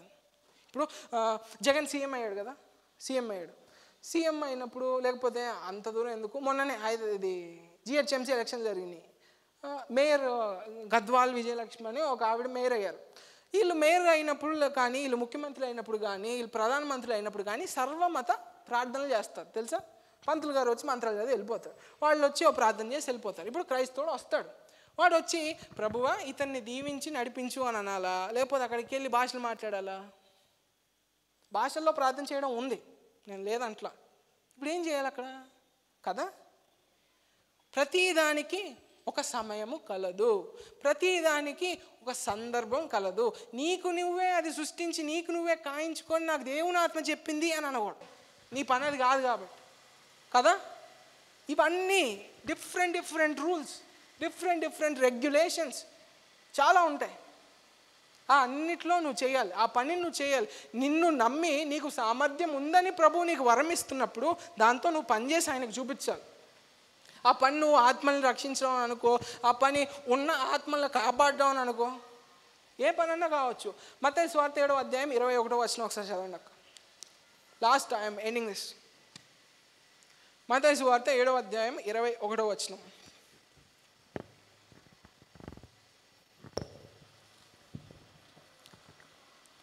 ప్రభువా ప్రభువా అని నన్ను పిలుచు ప్రతివాడును పరలోక రాజ్యంలో ప్రవేశింపడు గాని, పరలోక రాజ్యానికి రాడు గాని, పరలోకమందున్న నా తండ్రి చిత్త ప్రకారము చేయువాడే ప్రవేశించును. కంటిన్యూ చేయక. ఆ దినమందు అనేకులు నన్ను చూచి, అనేకులు యేసయ్యను చూసి ప్రభువా యేసయ్యా మేము నీ నామమునే ప్రవచింపలేదా? ప్రవచనం చెప్పాను. నీ నామమున దయ్యములను వెళ్ళగొట్టలేదా? నీ నామమునే అనేకమైన అద్భుతములు చేయలేదా? అనేకమైన అద్భుతాలను చేశాను అని చెప్పుదురు. అప్పుడు నేను మిమ్మును ఎన్నడూను ఎరుగను. అక్రమము చేయువారులారా, అక్రమం చేస్తున్నారు చూడు, నా యొద్ద నుండి వెళ్ళిపోండి వారితో చెప్పుదును. ఈ ఆత్మీయవరాలే తెలుసా? ప్రభువా నీ పేరు మీద ఏం చేయలా? ప్రవచనం చెప్పలేదా? నీ పేరు మీద దయ్యాలు వదిలించలేదా? నీ పేరు మీద విశేషమైన అద్భుతాలు చేయలేదా? నీ పేరు మీద స్వస్థతలు చేయలేదా? ఎవరి పేరు మీద చేశారు? యేసయ్య పేరు మీద చేశారు. అయినా నాకు తెలియదు అని అంటున్నాడు. చాలా పెక్యులర్ స్టేట్మెంట్ తెలుసా అది? ఇర్మియా గురించి అందరికి తెలుసు కదా. ఇర్మియా గ్రంథం చదువుతున్నప్పుడు ఇర్మియా నేను నిన్ను ఈ దేశాలంతటికీ ప్రవక్తగా చేశాను ఇర్మియా అని అంటాడు. ఇర్మియా వచ్చి ఏంది ప్రభా నేను ఇంకా చిన్నపిల్లాడినే నాకు మాట్లాడడం రాదంటే, ఇర్మియా నువ్వు పుట్టక ముందే నువ్వు నాకు తెలుసు అని అంటాడు. పుట్టక ముందే ఇర్మియా దేవుడికి తెలిసినప్పుడు యేసుక్రీస్తు పేరు మీద ఇన్ని అద్భుతాలు, ఇన్ని వరాలు, ఇన్ని స్వస్థతలు చేస్తే నువ్వు నాకు తెలియదని ఎందుకు అంటున్నాడు? ఎందుకంటున్నాడు? వరం ఉంది, యేసుక్రీస్తు పేరు మీదే వాడవు దాన్ని కూడా. సాతానేం వచ్చి చెప్పలా. చూస్తున్నావుగా వరాలు ఏంటో. వరాలు ఏమంటారు దాన్ని, పోకేమాన్లో పోకేబాల్ చేసినట్టుగా, లేకపోతే అది ఏమంటారు దాన్ని, డ్రాగన్ బాల్సీయా, ఇట్లా అంటే మొనకాలు వచ్చి ఎగిరేయడాలు, నాప్కిన్లు ఇచ్చి పడేయడాలు. ఎవరో మీరు నాకు తెలీదు అని ప్రభు అంటున్నాడు. చూసుకోండి ఏ వరం ఎవరికి ఉందో దాన్ని సరిగ్గా వాడి ఆయన ఇచ్చిన దానికంటే ఆయన దాంతో ఏదైనా పని చేసి ఆయనకి ఇవ్వండి, అది చాలు. ఇప్పుడు మీకు అర్థమైంది కదా వరాలు ఇవి. ఆత్మ ఒకటే అంటే వరాలు ఎన్నున్నా గొడవలు రావు, సమాధానం ఉంటుంది. సహోదరులు ఐక్యత కలిగి ఉంటే ఎంత మేలు, ఎంత మనోహరం అన్నట్లుగా ఐక్యత ఉంటుంది. ఐక్యతని ఎవరన్నా డిస్టర్బ్ చేసి నాకు దేవుడు అది చెప్పాడు, దేవుడు నాకు ఇది చెప్పాడు అంటే ఏంది, ఎవరు చెప్పారు వాళ్ళకి? దెయ్యం చెప్పింది. క్రమము దాడకూడదు. నీకు ఎన్ని వరాలు వచ్చినా నీ ఆశా నిగ్రహంతో నీకు ఎంత దేవుని ఆత్మ వచ్చినా యూ కెన్ కంట్రోల్. ఎగిరేయడాలు అవన్నీ ఉండవు. ఆశా నిగ్రహం ఉందిగా, ఆత్మఫలమేగా. ఆత్మలో నువ్వు ఫలిస్తుంటే నీకు అది కూడా ఉండదుగా, అప్పుడు కంట్రోల్ చేయగలవుగా. జాగ్రత్త చూసుకోండి. మీకు ఇవన్నీ ఎందుకు చెప్తున్నా అంటే మీలో ఎవరికో ఉండి మీరు ఇట్లా అబద్ధం చేసేసి తప్పు చేస్తానని కాదు. బయట చాలా చూస్తూ ఉంటారుగా, నా గొర్రెలు నా మాట వింటాయి.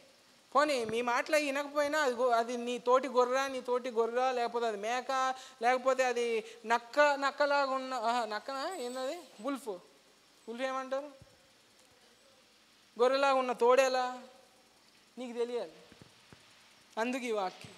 నెక్స్ట్ వీక్ నుంచి ఈ వరాల్లోనే 3 రకాలు ఉంటాయి చెప్పాను కదా. నోటి ద్వారా వచ్చే వరాలు, ఇది బుర్ర ద్వారా నీకు ఆలకించే వరాలు కొన్ని ఉంటాయి, శక్తి ద్వారా చేసే కొన్ని ఉంటాయి, మిసలేనియస్గా ఇట్లా పెళ్లి చేసుకోకుండా ఉండే వరం, ఇట్లా కొన్ని వరాలు ఉన్నాయి. అన్నిటినీ డిస్కస్ చేద్దాం. ఓకే, కళ్ళు మూసుకొని ప్రార్థన చేసుకో. రాసుకున్నారుగా అందరూ? Thank you.